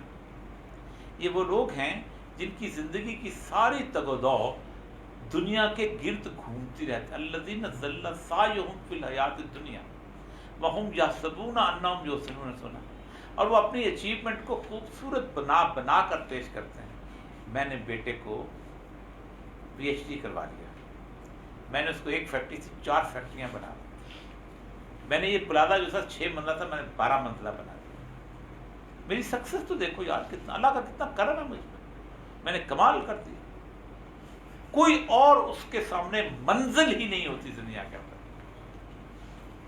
ایسے لوگ ہوتے ہیں کہ جن کو اگر آپ یہ کہیں کہ فلاں جگہ جو ہے تو لٹریچر بٹ رہا ہے تو کہتے ہیں دین کا کام. حالانکہ اللہ نے ایک انفاق کے رکھا ہے جو کہ ایک کار میں انفاق فی سبیل اللہ کی جو ڈیفینیشن پڑھے تو اللہ نے جہاد کرنے والوں کے لیے کتنے پیسے رکھے ہیں، اور اللہ نے تبلیغ کرنے والوں کے دین کے کام کرنے والوں کے لیے کتنے پیسے رکھے آپ سوچ نہیں سکتے. تو اس کے ہاتھ کام سے میں نہیں جاتا ہوں. مسئلہ یہ ہے کہ یہ سارے سوال ہمیشہ اس وقت اٹھتے ہیں جب میں یہ کام نہیں کرنا چاہتا ہوں. اور جہاں تک اس بات کا تعلق ہے کہ ہم کامیاب ہوں گے یا نہ ہوئیں، اللہ نے رسول اللہ صلی اللہ علیہ وسلم کے بارے میں کم از کم 20 آیات ہیں قرآن پاک کے اندر کہ اے نبی تم سے ہم بالکل نہیں پوچھیں گے کہ فلاں بندہ جہنم میں چلا گیا. پوچھیں گے ہی نہیں اللہ سے. لست علیہم بمسیطر. ہم نے کوئی ترخہ بنا کے بھیجا ہے تمہیں یہاں لوگوں کا کہ تم لوگوں کو مسلمان کرتے پھرو. ہم جس کو چاہتے ہیں داد دیتے ہیں، جس کو نہیں دیتے. اگر کامیابی اور ناکامی ترازو ہو، کامیابی اور ناکامی کسی شخصیت کا، ہزاروں انبیاء قیامت کے دن ایسے ہوں گے جن کے پیچھے ایک امتی نہیں ہوگا، وہ فیل ہو گئے. ان سے زیادہ کامیاب کون؟ ہمارا مسئلہ پتہ کیا ہے کہ ہم ساری چیزیں جو ہیں ویسٹ کے نقطہ نظر سے چھاپتے ہیں. مجھے سب سے بری کتاب مائیکل ہارٹ کی کتاب لگ رہی ہے جس میں اسے رسول اللہ کا نام سب سے اوپر رکھا ہوا. کیوں؟ آپ پوچھیں گے کیوں؟ دیکھو کتنا بڑا آدمی ہے.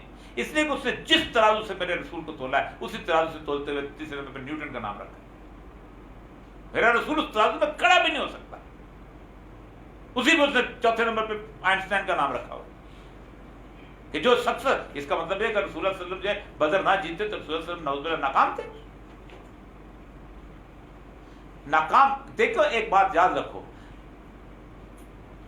مسلمان کا پیکج کمپلیٹ ہے، آخرت کے بغیر کمپلیٹ نہیں ہوتا. انسانیت کا پیکج بھی آخرت کے بغیر کمپلیٹ ہوتا ہے. میرا دعویٰ ہے، میں ایک گھر میں رہتا ہوں جو ایک کنال کا گھر ہے، ڈیفینس کا علاقہ ہے، وہاں سارے پڑوسی سارے امیر ہیں، سب رج کے کھاتے ہیں. میرے سامنے خالی پلاٹ پہ گھر بننا شروع ہو گیا. وہاں ایک آدمی نے، بنانے والے نے ایک چوکیدار وہاں رکھا ڈیوٹی پہ. وہ چوکیدار جو ہے میرے پاس پڑوسی آ گیا، ٹیمپرری پڑوسی آیا 1 سال کے لیے. وہ جو مالک مکان ہے وہ کہیں غائب ہے، اس کی تنخواہ نہیں دے رہا. 1 مہینہ 2 مہینہ 3 مہینہ فاقے آتے ہیں. میں ایک رات کو پیٹ بھر کے کھانا کھاتا ہوں، کچھ بچا کے فریج میں رکھ دیتا ہوں، وہ فاقے کے لیول پہ رات کو مر جاتا ہے. دنیا کو کوئی قانون ہے مجھے اتکڑی لگائے؟ امریکہ میں، ناروے میں، سویڈن میں، ڈنمارک میں یوریا مقبول جان بہت بغیرت آدمی ہے، تیرا پڑوسی بھوکا مر گیا، ہم تمہیں جیل کرتے ہیں، 5 سال جیل ہوگی. کوئی ہے؟ میرا اللہ اتکڑی لگاتا ہے. کیا کمپلیٹ ہی نہیں ہوتا جسٹس سسٹم اگر آخرت موجود نہ ہو. اسی لیے سکسیس کی سٹوری بھی کمپلیٹ نہیں ہوتی اگر آخرت موجود نہ ہو.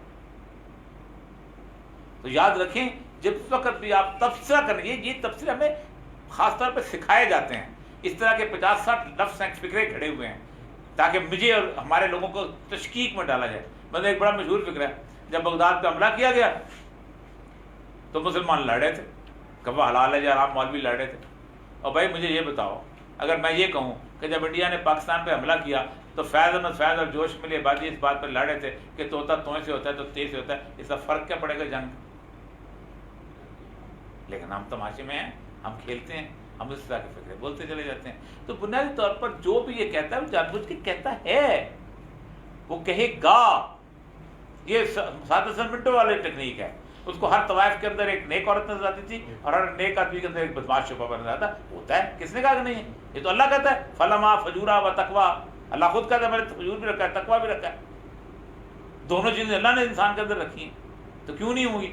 جو دبا لیتا ہے وہ کامیاب ہے، فجور کو دبا لیتا ہے وہ کامیاب ہے. جو فجور کو نہیں دباتا اس کو بچاتا ہے وہ ناکام ہے. اور اس کی ناکامی کامیابی کا سرٹیفکیٹ آج نہیں ملے گا، جہاں ملے گا اس پہ ہے، اور وہیں پہ سرٹیفکیٹ لے. وقت سے پہلے نہ مجھے سند ملنی ہے نہ آپ کو سند ملنی ہے، ہم دونوں اس چیز کا انتظار کریں گے.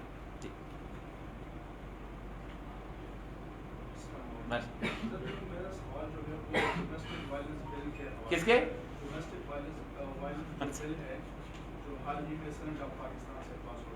وہ پنجاب میں 3 سال پہلے پاس ہو چکا ہے، 2016 میں ہوا. جس کے جو منفی اثرات ہیں معاشرے پر، اس کے کیا منفی اثرات جو ہے وہ معاشرے پر مرتب ہوں گے؟ اس کے ساتھ ساتھ اس کو بھی ایڈ کیا جائے کہ جو وقف املاک ایکٹ جو ہے یہ مدارس اور سمجھ گئے. دیکھیں پہلی بات تو یہ ہے کہ دنیا میں کوئی بھی قانون اس وقت تک صرف قانون رہتا ہے جب تک لوگ اس پہ عمل درآمد نہ کریں. پاکستان نہیں، صرف دنیا پوری. ایک ایکٹ ہے child marriage restraint act Pakistan میں، 1921 میں آیا تھا کہ بچوں کی شادیاں نہیں ہونی چاہیے جب تک وہ 19 سال کے نہ ہو جائیں. ٹھیک ہے، یہ انڈیا میں اور پاکستان میں آیا تھا. اس طرح کا ایکٹ جو ہے امریکہ کی ہر ریاست میں موجود ہے. 18 سال 19 سال ایکٹ موجود ہے. انہوں نے کہا جہنم میں گیا تمہارا ایکٹ، ہم شادی نہیں کرتے. ہر سال 10 لاکھ ٹین ایج عورتیں کنواری مائیں بنتی ہیں اور حرام کے بچے پیدا کرتی ہیں. انہوں نے کہا تمہارا ایکٹ بھی، تمہاری کانگریس بھی، اور سب کچھ جہنم میں ہم پیدا کر رہے ہیں. 1 million children every year in just one country جن کے باپ کا نام نہیں پتا کرتے. اسی لیے وہاں پر ماں کا جو نام ہے وہ زیادہ ویلڈ اور ریلائبل سمجھا جاتا ہے، اس کے حساب سے چلتے ہیں، کیونکہ وہ ظاہر بات ہے ماں فزیکلی ماں نظر آتی ہے کہ اس کی پیٹ سے بچہ پیدا ہوا. تو اگر تو آپ اس کو ڈیفائی کرنا شروع ہو جائیں کچھ بھی نہیں. دیکھیں ایک اور بات بتاؤں آپ کو, جو آپ جس چیز کے خلاف آپ پہ کھڑا ہونا ہے وہ دو ہیں صرف, اور میں اپنے پورے ہو سکتا ہے صمیم قلب کے ساتھ کہتا ہوں کہ پاکستان میں صرف دو چیزوں سے حملہ ہو رہا ہے, تیسرا کسی چیز, یہ دو چیزیں آپ ٹھیک کر لیں پاکستان ٹھیک ہو جائے گا. اور یہ میں نے اس سوال کا جواب دیا تھا, ایک بہت زبردست قسم کا فقہ لوگوں کو گھڑ کے سنایا گیا ہے, اس کا دیا تھا میں نے جواب. اس سے میں پھر اس پہ کالم بھی کئی دفعہ لکھا. ایک فکر ہے کہ جس کی ٹیکنالوجی آئے گی نا اس کا آپ نے کلچر بھی لینا پڑے گا, اس سے بڑا جھوٹ کوئی نہیں ہے. پاکستان کے بارے میں جاپان کا دعویٰ ہے کہ کوئی ایک جھونپڑی بھی ایسی نہیں ہے کہ جہاں ہماری ایک پروڈکٹ موجود نہ ہو, بے شک آڈیو ویڈیو کیسٹ کیوں نہ ہو. کتنے جاپنیز ریسٹورینٹ کھل گئے پاکستان میں, ایک یا دو؟ کتنے لوگوں نے اتنا یاد بیٹھ کے جناب اپنی چائے پینا شروع کر دی؟ کتنے لوگوں نے زمین پہ سونا شروع, جاپانی تو زمین پہ سوتے ہیں. بنیادی طور پر دو راستے ہیں جہاں سے ہم پہ حملہ ہوا جا رہا ہے. ایک ہے ہمارا تعلیمی نظام اور دوسرا ہے ہمارا میڈیا. تعلیمی نظام پہ حملہ ہوا تھا 1781 میں, جب ایک دینی مدرسہ کھولا گیا تھا. اس سے پہلے کوئی دینی مدرسہ نہیں ہوتا تھا. مسلمانوں کی تاریخ میں دینی مدرسہ نام کی کوئی چیز نہیں تھی. ایک ہی مدرسہ ہوتا تھا جس میں دنیا بھی پڑھتے تھے اور دین بھی پڑھتے تھے.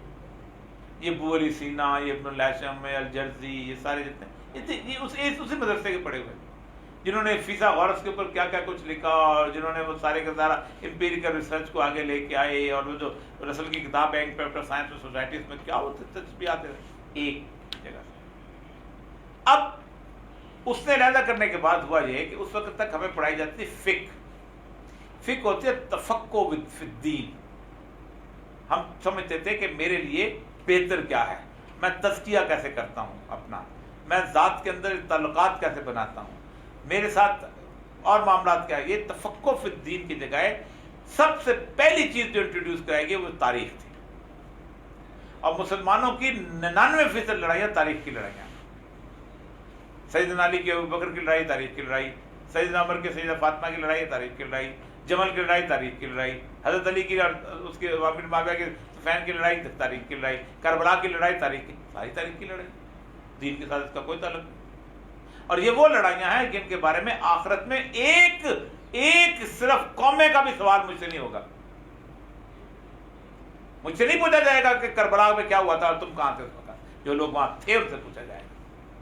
مجھ سے نہیں پوچھا جائے گا سفین میں تم تھے, تم کہاں تھے, کیا کر رہے تھے, نہیں پوچھا جائے. احمد بن حنبل سے پوچھا کس نے سفین کے اور اس سے کے بارے میں کون کیا, اس نے کہا جس اللہ نے میری تلواروں کو محفوظ رکھا اس وقت کے میں پیدا نہ کر کے کہ ہم کدھر ہوتے فیصلہ کرتے ہیں, اس اللہ کا شکر ادا کرتے ہوئے ہمیں اپنی زبانوں کو محفوظ رکھنا چاہیے. ساری لڑائیاں اس اور تاریخ سے بڑا جھوٹ کوئی نہیں. میں اکثر مثال دیتا ہوتا ہوں, میں اس نسل سے ہوں جس نے ضیاء الحق کو اور بھٹو کو بڑا قریب سے دیکھا ہے. آپ مجھے ایک کتاب نکال کے دکھا دیں کہ جو بھٹو اور ضیاء الحق کے بارے میں دیانتداری سے لکھی.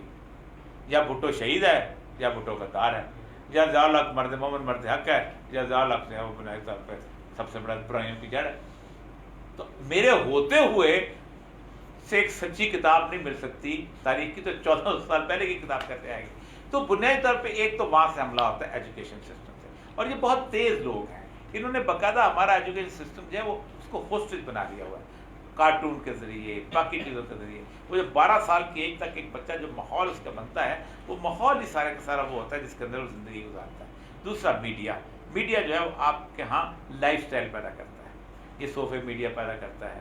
بلوچ میڈیا بیچارہ نہیں دیکھتا, اور بلوچوں کا مسئلہ یہ ہے کہ وہ بیچارے کا گھر میں آج تک قالین چل رہا ہے, اس سے صوفے نظین پہ بیٹھتے ہیں, اس کو صوفے کرسی کی ضرورت نہیں پڑتی.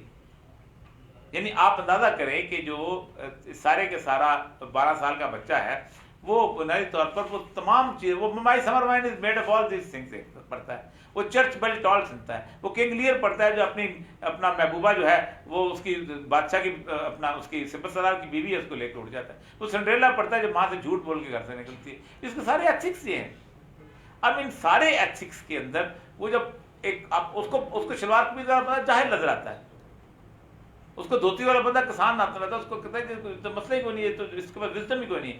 تو وہ 12 سال کی ایج کے بعد جب باہر نکلتا ہے تو اس میڈیا کے سامنے اخلاق، اقدار، ماحول، ہر کچھ اس کا ماڈل اور سمپل کچھ اور ہوتا ہے. تو یہ 2 راستے اگر آپ روک لیں تو ٹھیک ہو جائے گا. جیسے موجودہ صورتحال میں نوجوان کیا کردار ادا کر سکتے ہیں؟ وہ جو بوڑھے کرتے ہیں وہ بھی یہی کرتے ہیں.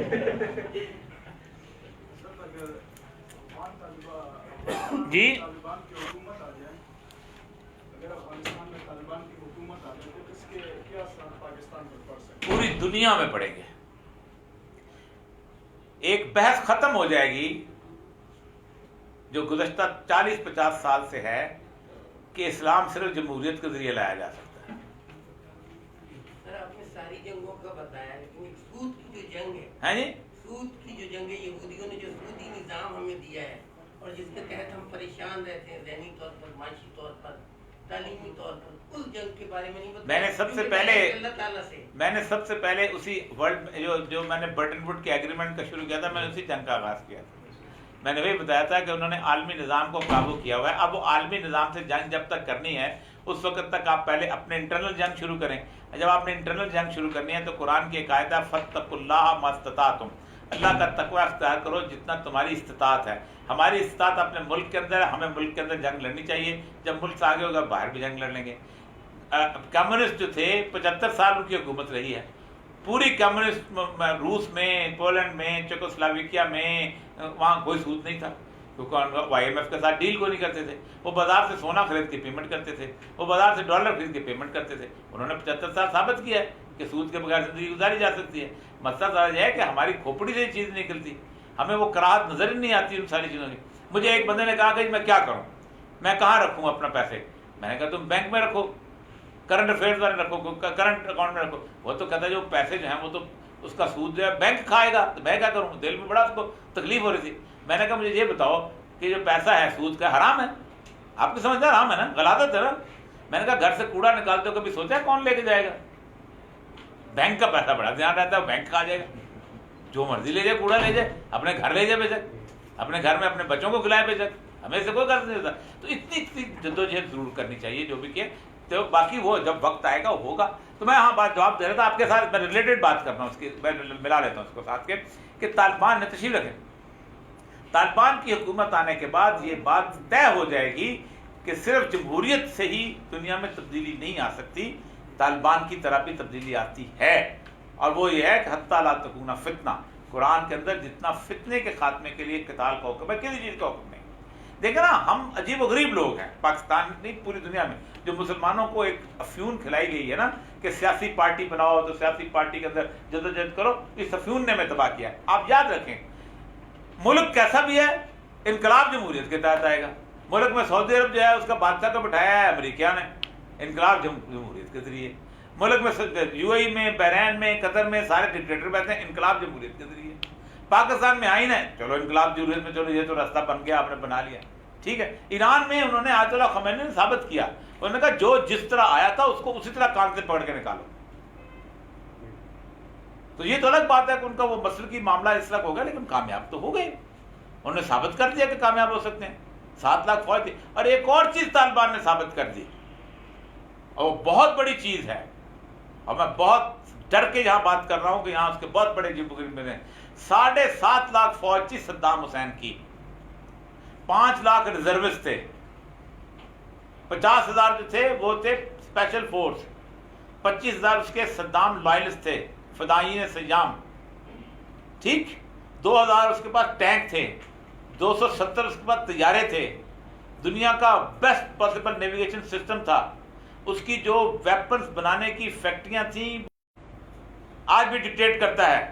جس دن وہ داخل ہوئے تھے 12-12.5 لاکھ فوج کا پتہ نہیں چلا تھا، جو یونیفارم فوج تھی جس کو کہا گیا تھا کہ تمہیں پیسے لے کے لڑنا ہے. اس کے مقابلے 50,000 ارریگولر فورس تھی. ملا عمر جب آخری دفعہ جانے لگا تو CNN نے انٹرویو لیا اس کا، اور اس نے پوچھا ملا عمر سے، پشتو میں گفتگو ہو رہی تھی، انہوں نے پوچھا خاور کہتے ہیں پشتو، کہ تم اس زمین کے لیے لڑ رہے ہو؟ تو اس نے کہا نہیں. کس نے کہا میں زمین کے لیے لڑ رہا ہوں؟ ہمیں تو زمین نہ بھی ملے تو ہم اللہ کی شریعت کے لیے لڑیں گے، اپنے اوپر اپنے 5 فٹ کے اوپر نافذ کرنے کے لیے لڑیں گے. اور اس نے کہا تمہیں پتہ ہے کہ بش نے کیا کہا تھا؟ بش نے کہا تھا ہم تم پہ زمین تنگ کر دیں گے. تو اس کا آخری فکرہ تھا 2 وعدے ہیں، दो ऐलान हैं, एक बुश का ऐलान है मैं तुम पे ज़मीन तंग कर दूंगा, और एक मेरे अल्लाह का ऐलान है कि मेरी ज़मीन बहुत वसी है। आज अल्लाह का ऐलान जीता है।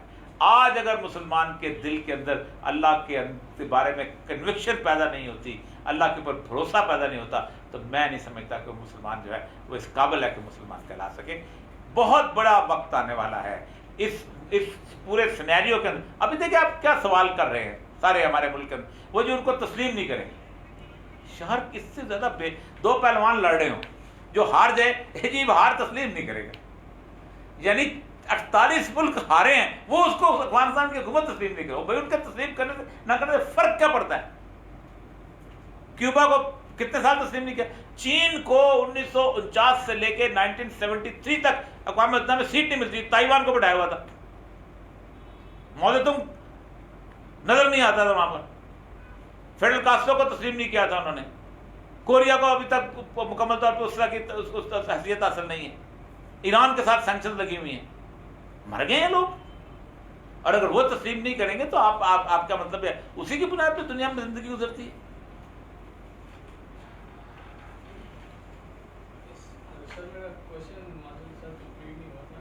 मैं कहना ये चाह रहा था कि ये जो दोनों मुल्ला मिस्टर फर्क बीच में हमारी कौम के अंदर, इसको कम कैसे किया? देखिए मुल्ला को मैं समझ गया आपको। देखिए पहली बात तो है कि मैं मुल्लाओं के बिल्कुल खिलाफ नहीं, मैं मुल्लाओं की बहुत इज्जत करता हूँ, इसलिए कि इस पाकिस्तान के अंदर मेरी बात से बिल्कुल गलत मतलब नहीं। मैंने बहुत इज्जत किया, हमेशा आज भी करता हूँ। मेरा पूरा ख़ानदान, मेरे दादा नाना तक दोनों काला व काला रसूल मस्जिद की चटाई पे बैठ के दीन पढ़े। मेरे दादा की कब्र आज भी मस्जिद खैरुद्दीन के दरवाजे के ऊपर, और मेरी दादी की कब्र अमृतसर में मौजूद है। वो मस्जिद जहाँ ताला शाह बुखारी साहब का भी दर्स किया करते थे। मेरे नाना की कब्र जो है वो भी उसमें फैसलाबाद के करीब एक गाँव में, वहाँ वो दर्स देते हुए बहुत हुए थे, वहीं उनकी कब्र मस्जिद के दरवाजे पे।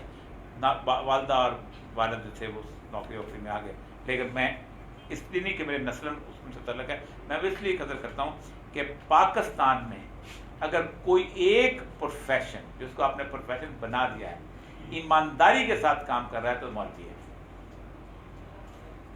3000 से 5000 तनख्वाह लेता है वो शख्स। आज तक कभी ये सुबह जाके मस्जिद पे ताला नहीं लगा होता कि मौलवी ने हड़ताल कर दी कि हमारी तनख्वाहें बढ़ाओ। आज तक कभी फजर की नमाज लेट नहीं हुई, कभी अजान लेट नहीं हुई, कभी ये नहीं हुआ कि मैं तुम्हारे बाप का जनाजा नहीं पढ़ाता क्योंकि तुम उसको पैसे ना मिले तो पढ़ाता है, इसलिए कि तुमने जनाजे का रेट कम कर दिया या बढ़ा दिया। कभी ऐसा नहीं हुआ कि मैं तुम्हारी बेटी के निकाह पे नहीं जाता हूँ। कभी ऐसा नहीं हुआ कि मैं जनाब तुम्हारे जो है किसी और काम के लिए आपकी दुआ के लिए हाथ में उठाता हूँ। मुस्तकिल तौर पर जो 3 फ़राइज़ आपने दिए थे, हमारा मर जाए तो जनाजा पढ़ा दो, हमारा शादी हो तो हमारा बच्चा पैदा हो जाए उसके कान में अज़ान दे दो, और साथ 5 वक्त नमाज पढ़ो, ये फ़र्ज हमने उसको माशरे ने सौंपे थे। हमने उसको बताया, कभी पूछा कि मेरे मुल्क के अंदर शरीयत कैसे नाफिज होनी है बता दो? नहीं, हम चलाएंगे, मौलवी को क्या पता है? हमने कभी सोचा? कुरान की एक आयत, मैं एक मिसाल देता हूँ तालिबान की। मैं डिप्टी कमिश्नर चागी था 1997 में। मुल्ला अब्दुल गरीब बरादर जो है ये उस वक्त हेलमंद में गवर्नर थे, जब भी उनका करना। तो चागी से मुत्तसिल जो इलाका शोरवक का है अफगानिस्तान, उस शोरवक से पानी आता है, फ्लड वाटर आता है, आगे जाके एक झील है जंगी नावड़, नेट के लोग हैं, आप जाके पढ़ लीजिएगा। उस झील में पूरे पाकिस्तान के का सबसे ज़्यादा मुर्गाबी का शिकार होता है, जो कि साइबेरियन आती है। उसके रास्ते में 3 कबीलों की ज़मीनें हैं, जमालदीनी, बादीनी और मैंगल। ये तीनों कबीलों की ज़मीनें थी। एक दिन एक शख्स था, अकबर बड़ैत नाम का बंदा था, वो हिकमत जार का कमांडान था, उसने उस पानी को रोक लिया, क्योंकि फ्लड वाटर तेज़ होता है, लेकिन जो पेरनिल वाटर होता है बहुत छोटा सा होता है, लेकिन उससे शराबी बहुत होती है। पेरनिल कहते हैं आम जो रूटीन में बह रहा होता है, जो चश्मों से मिल मिला के बनता है। तो मेरे पास तीनों कबीले के लोग आए, उन्होंने कहा जी ये रोक लिया, आप करें कुछ? मैंने कहा ठीक है। मैंने फ़ोन किया, उसने कहा मैं करीब या चागी के बाजार के करीब हूँ, नोशकी शहर था वो हेडक्वार्टर, तो मैं आ जाता हूँ। तो तशरीफ़ ले आए, और तशरीफ़ भी कैसे ले आए कि मोटरसाइकिल चलाने वाला बंदा था, गवर्नर साहब पीछे बैठे। उन्होंने कहा जी चले मौके पर चलते हैं, 2 मौलवी तुम लो और 2 मौलवी हम लेके आए। तो ये लोग हंसने लगे। मैंने कहा ये मसला मौलवी कैसे हल करेगा, ये तो तहसीलदार को पता है। वाजिब अर्ज उसके पास है, फलाना उसके पास है, ठीक, और तहसीलदार को लेके आओ, पटवारी को लेके आओ। मैंने कहा यार तुम पटवारी ले लो लेकिन मौलवी भी ले गए। हमने 2 मौलवी यहाँ से लिए, 2 मौलवी उधर से आ गए। रास्ते में वो रोज़ा खुलने का वक्त आ गया, उन्होंने रास्ते में बैठे, कुछ लोग थे, उनके पास थोड़ी सी रोटी थी, रोटी के ऊपर कुछ गोश्त पड़ा हुआ था, वहाँ वो खुश्क गोश्त बनाते हैं, लांदी इसको कहते हैं। उन्होंने गोश्त खोला, मैंने वो रोटी खा कर ना 2 नवाले रोज़ा खोल के तो मैं नमाज पढ़ने लगा, तो मुझे कहता बेया डोडे नस्ता कि अब अगर तुमने नमाज पढ़ने में लगे तो खाना वाना कोई नहीं मिलेगा। हमने खाना वाना खाया, खाना खा के वहाँ पहुँचे। वहाँ उसने दोनों मौलवियों को खड़ा किया, 2 को और 2 को खड़ा कर, मुझे बताओ कि शरअ का क्या हुक्म है पानी के बारे में बहते हुए। उन्होंने कहा अपनी ज़रूरियात के मुताबिक ले सकते हैं और नीचे वाले का पानी नहीं रोक सकते। Consensus with in 1 span of time, consensus. उसने पश्तो में कहा कि मैं तोड़ता हूं या तुम तोड़ोगे। आपको पता है बुलडोजर का बना हुआ बंद कदार से तोड़ने लगा था, सुबह तक वो बंद टूटा हुआ था। इंटरनेशनल डिस्प्यूट आपका खत्म हुआ सिर्फ एक शरीयत के ऊपर, लोकल डिस्प्यूट हुआ इस पर खत्म हुआ एक शरीयत के ऊपर, और पानी के बारे में एक मुकम्मल तौर पर लॉ बिल्ट हो गया कि लॉ होता क्या है पानी। तो ये तस्वर आपने मौलवी से नहीं पूछा, ना आप कभी पूछेंगे, इसलिए कि आप समझते हैं मौलवी तो जाहिल आदमी है, ठीक है। और जब जिस कुरान को वो पढ़ के आया, अल्लाह कहता है नज़्ज़ल अलैकल किताब बियान लिकुल्ली शै। मैंने आज 21 साल हो गए मुझे कॉलेज में लिखते वर्ल्ड भाई, मैंने कभी एक मामला भी ऐसा नहीं मुझे आज तक मिला कि जिसके बारे में वो दुनिया का जदीद तरीन मामला हो और मैंने रहनुमाई ढूंढने की कोशिश की हो कुरान में और रसूलुल्लाह की हदीस में, तो मुझे रहनुमाई ना मिली। आज तक तृष्णा वापस नहीं आया हूँ। अल्लाह ताला ने हर मामले के लिए गाड़ी दी। तो वो जब तक आप नहीं करते, आप खुद इल्म में हासिल नहीं करते, आप खुद मौलवी नहीं बनते, मामला हल नहीं होता। आजकल बढ़ता जा रहा है। क्या जी? फितने की तरफ सोशल मीडिया पर इस चीज की तरफ मतलब इल्हाद तो है, बढ़ेगा बढ़ेगा। इसलिए जो है इस तरफ लोग बढ़ रहे हैं और पाकिस्तान में ये चीज नापेद हर जगह और काफी बढ़ रहा है। हाँ बिल्कुल बढ़ेगा। बढ़ क्यों रहा है और इसका रोकथाम कैसे किया जा सकता है? देखिए एक तो बढ़ इसलिए रहा है कि आप जूं वक्त बैठ जाए, जूं वक्त की सूरत हाल के अंदर आप अबूर हासिल करते थे। दज्जाल को क्यों कहा गया कि अल्लाह के रसूल सल्लल्लाहु अलैहि वसल्लम ने कि कोई नबी ऐसा नहीं जिसने दज्जाल से पनाह ना मांगी। रसूल अकरम सल्लल्लाहु अलैहि वसल्लम हर नमाज में अत्तहियात में बैठ के कहते थे अल्लाहुम्मा इन्नी अऊज़ु बिका मिन फितनतिल मसीह दज्जाल। आपने अत्तहियात में बैठ के दुआ मांगी है हर नमाज में। ये हमने नमाज रटे में पढ़ी हुई है। रसूल ने 7 जगह ऐसी हैं जो नमाज के अंदर दुआएं मांगी हैं। आपने सजदे में मांगी हैं, आपने रुकू में मांगी हैं, आपने फौरन यहाँ पर हम पढ़ते हुए मांगी हैं, आपने खड़े होकर मांगी हैं, 7 जगहों पे। और आपने कभी जिंदगी में नमाज अदा करने के बाद हाथ उठा के दुआ नहीं मांगी। ये बिल्कुल ऐसे ही है कि मैं आपसे मिलने जाऊं और आपसे जाके अस्सलाम वालेकुम करके आपके साथ बैठ जाऊं और दरवाजे से निकलूं अस्सलाम वालेकुम रहमतुल्लाह करके वापस आकर मुझे काम याद आ गया, जरूरत पूरी कर। कभी नहीं। सिर्फ एक हदीस मिलती है सैयदा आयशा की कि आपसे पूछा गया कि क्या नमाज के बाद कितनी देर बैठते थे, तो उन्होंने कहा इतनी देर सिर्फ बैठते थे जितनी देर में अल्लाह मानतस्सलाम मिनका सलाम अलैका जज्जुस्सलाम पढ़ी जाती, इससे ज़्यादा बैठे नहीं। लेकिन चूंकि हमें तसल्ली नहीं होती ना, जब मौलवी साहब जब ये ना कहें इन्होंने भाई साहब ने दरख्वास्त की है, इनका बीमारी है, इनके वालिद को भी पढ़ते, हम अपना राब्ता अल्लाह के साथ हैं। तो आप सल्लल्लाहु अलैहि वसल्लम ने दुआए मासूरा कहते हैं वो दुआ जो आप अत्तहियात में बैठ के मांगा करते थे, उसमें हर नमाज में अल्लाहुम्मा इन्नी अऊज़ु बिका मिन फितन क्यों मांगी? वजह यह है कि दज्जाल उस टेक्नोलॉजी और इल्म के मास्टरी पे हो। आपको दलील से साबित करना पड़ेगा उसके मुकाबले में कि नहीं ये ताकत तुम्हें अल्लाह ने दी है, वरना तुम कोई हैसियत नहीं है। क्यों लोग मुलहिद होते हैं? क्योंकि बेसिकली उनके सामने नजर आता है कि इंसान ऐसे से चमत्कार कर रहा है कि चमत्कार नामुमकिन थे। लेकिन बुनियादी दलील जो है वो आपको देनी पड़ेगी कि मुझे ये बताओ कि इस तारीख में इंसान ने आज तक कभी भी खुद कुछ चीज इजाद की है? अल्लाह अपने सिफात के अंदर बदीउस समावात लिखता है, बदी का लफ्ज़ इस्तेमाल करता है बगैर किसी, और दूसरा बारीक, खालिक और बारीक का लफ्ज़ इस्तेमाल करता है कि खालिक वो होता है जिसको पेंटिंग दे दी जाए, जिसको अपना वो दे दिया जाए, कैनवस दे दिया जाए, जिसको ब्रश दे दिया जाए, रंग, वो एक पेंटिंग बना दे।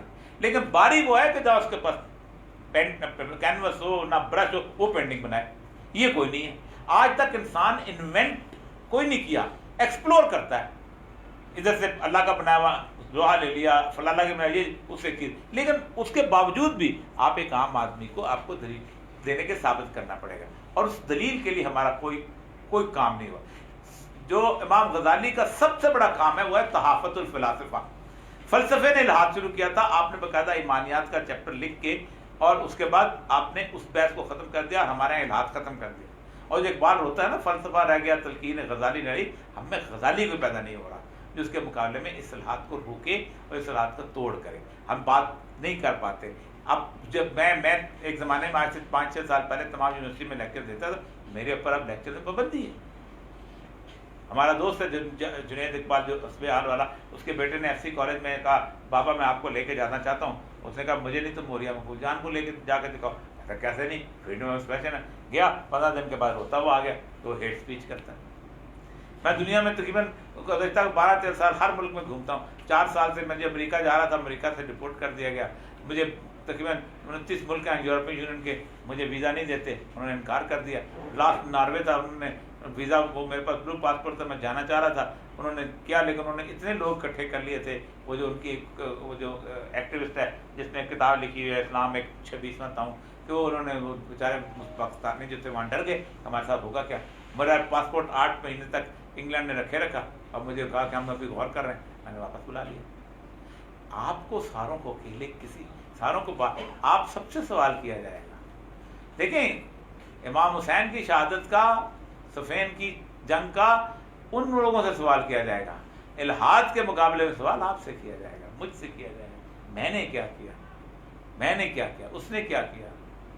रसूल सल्लल्लाहु अलैहि वसल्लम की हदीस है कि दज्जाल की आमद के बाद बेटियों को नहीं, औलादों को नहीं, और लोग अपनी खालाओं और फूफियों को बांध के रखेंगे तो उसके पीछे न चल पड़े। खालाओं और फूफियों को, यानी बूढ़ी औरतें तक को इस हद तक शहवतरानी का शिकार कर देगा कि आप संभाल नहीं सकेंगे।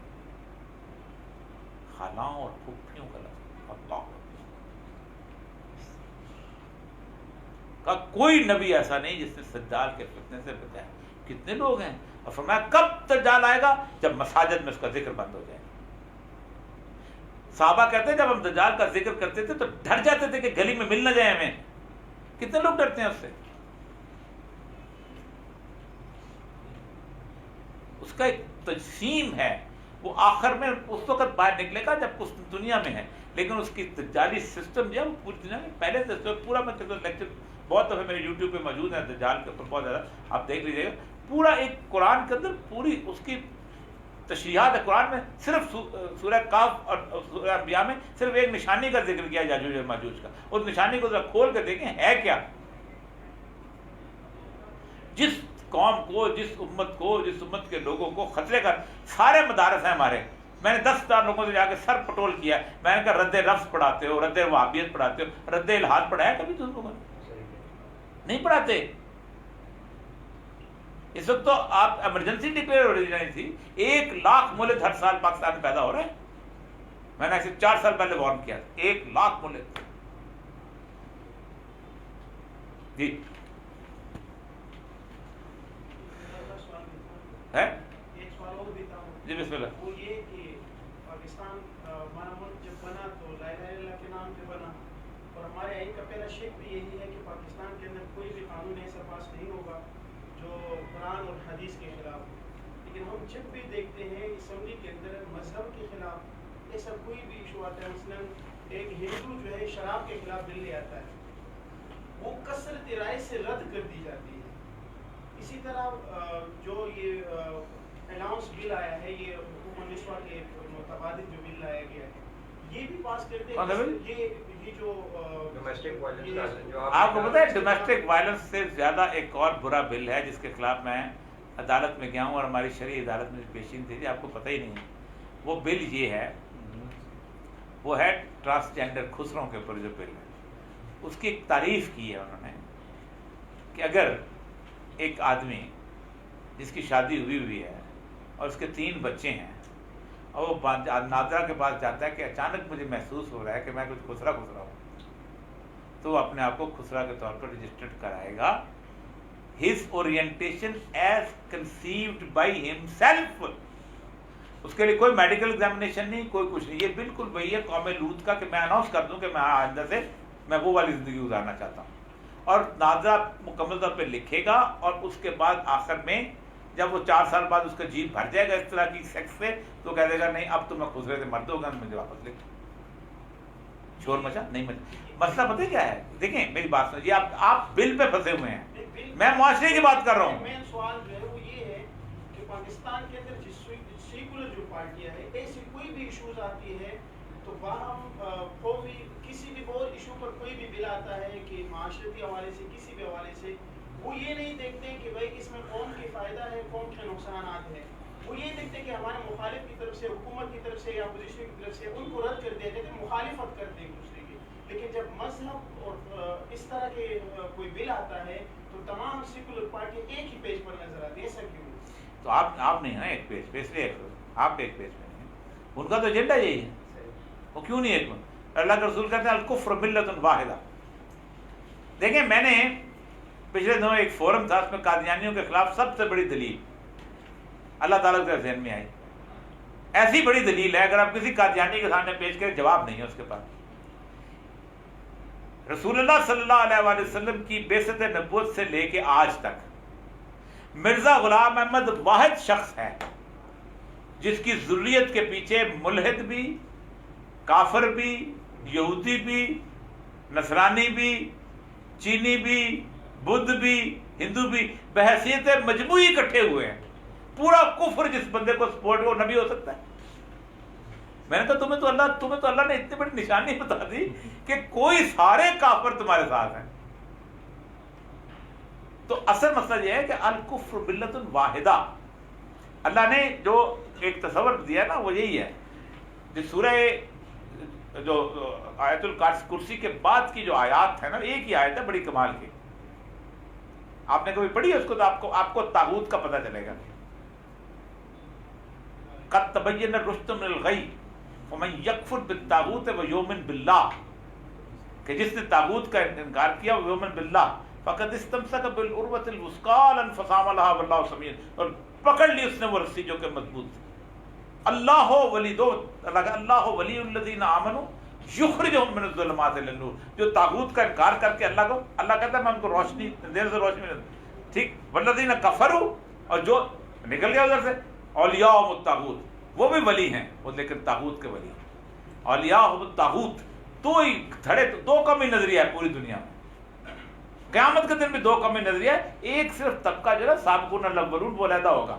اصحاب الثلاثہ جہاں کہا گیا نا واقعہ میں، زمین اور شمال، سیدھے ہاتھ والے اور بائیں ہاتھ والے، وہ سابقون تو چل جائیں گے آگے، وہ تو اور ہے. تو اس سمے دنیا پوری اللہ ہے کفر اور اتنا. اور آخری حدیث جو رسول اللہ صلی اللہ علیہ وسلم نے فرمائی ہے اس مسئلے کے اندر کہ دجال کی آمد کے وقت اس دنیا دو خیموں میں تقسیم ہو جائے گی. آپ کے پاس چارہ ہی نہیں رہے گا، یا آپ مسلمان کے خیمے میں کھڑے ہوں گے یا آپ کافر کے خیمے میں کھڑے ہوں گے. درمیان میں آپ کو چمگادر والی زندگی ختم ہو جائے گی.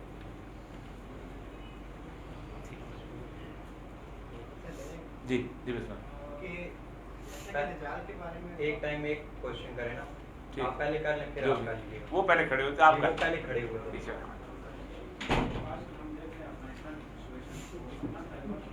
ہیں جی تھوڑا اونچا بولیں.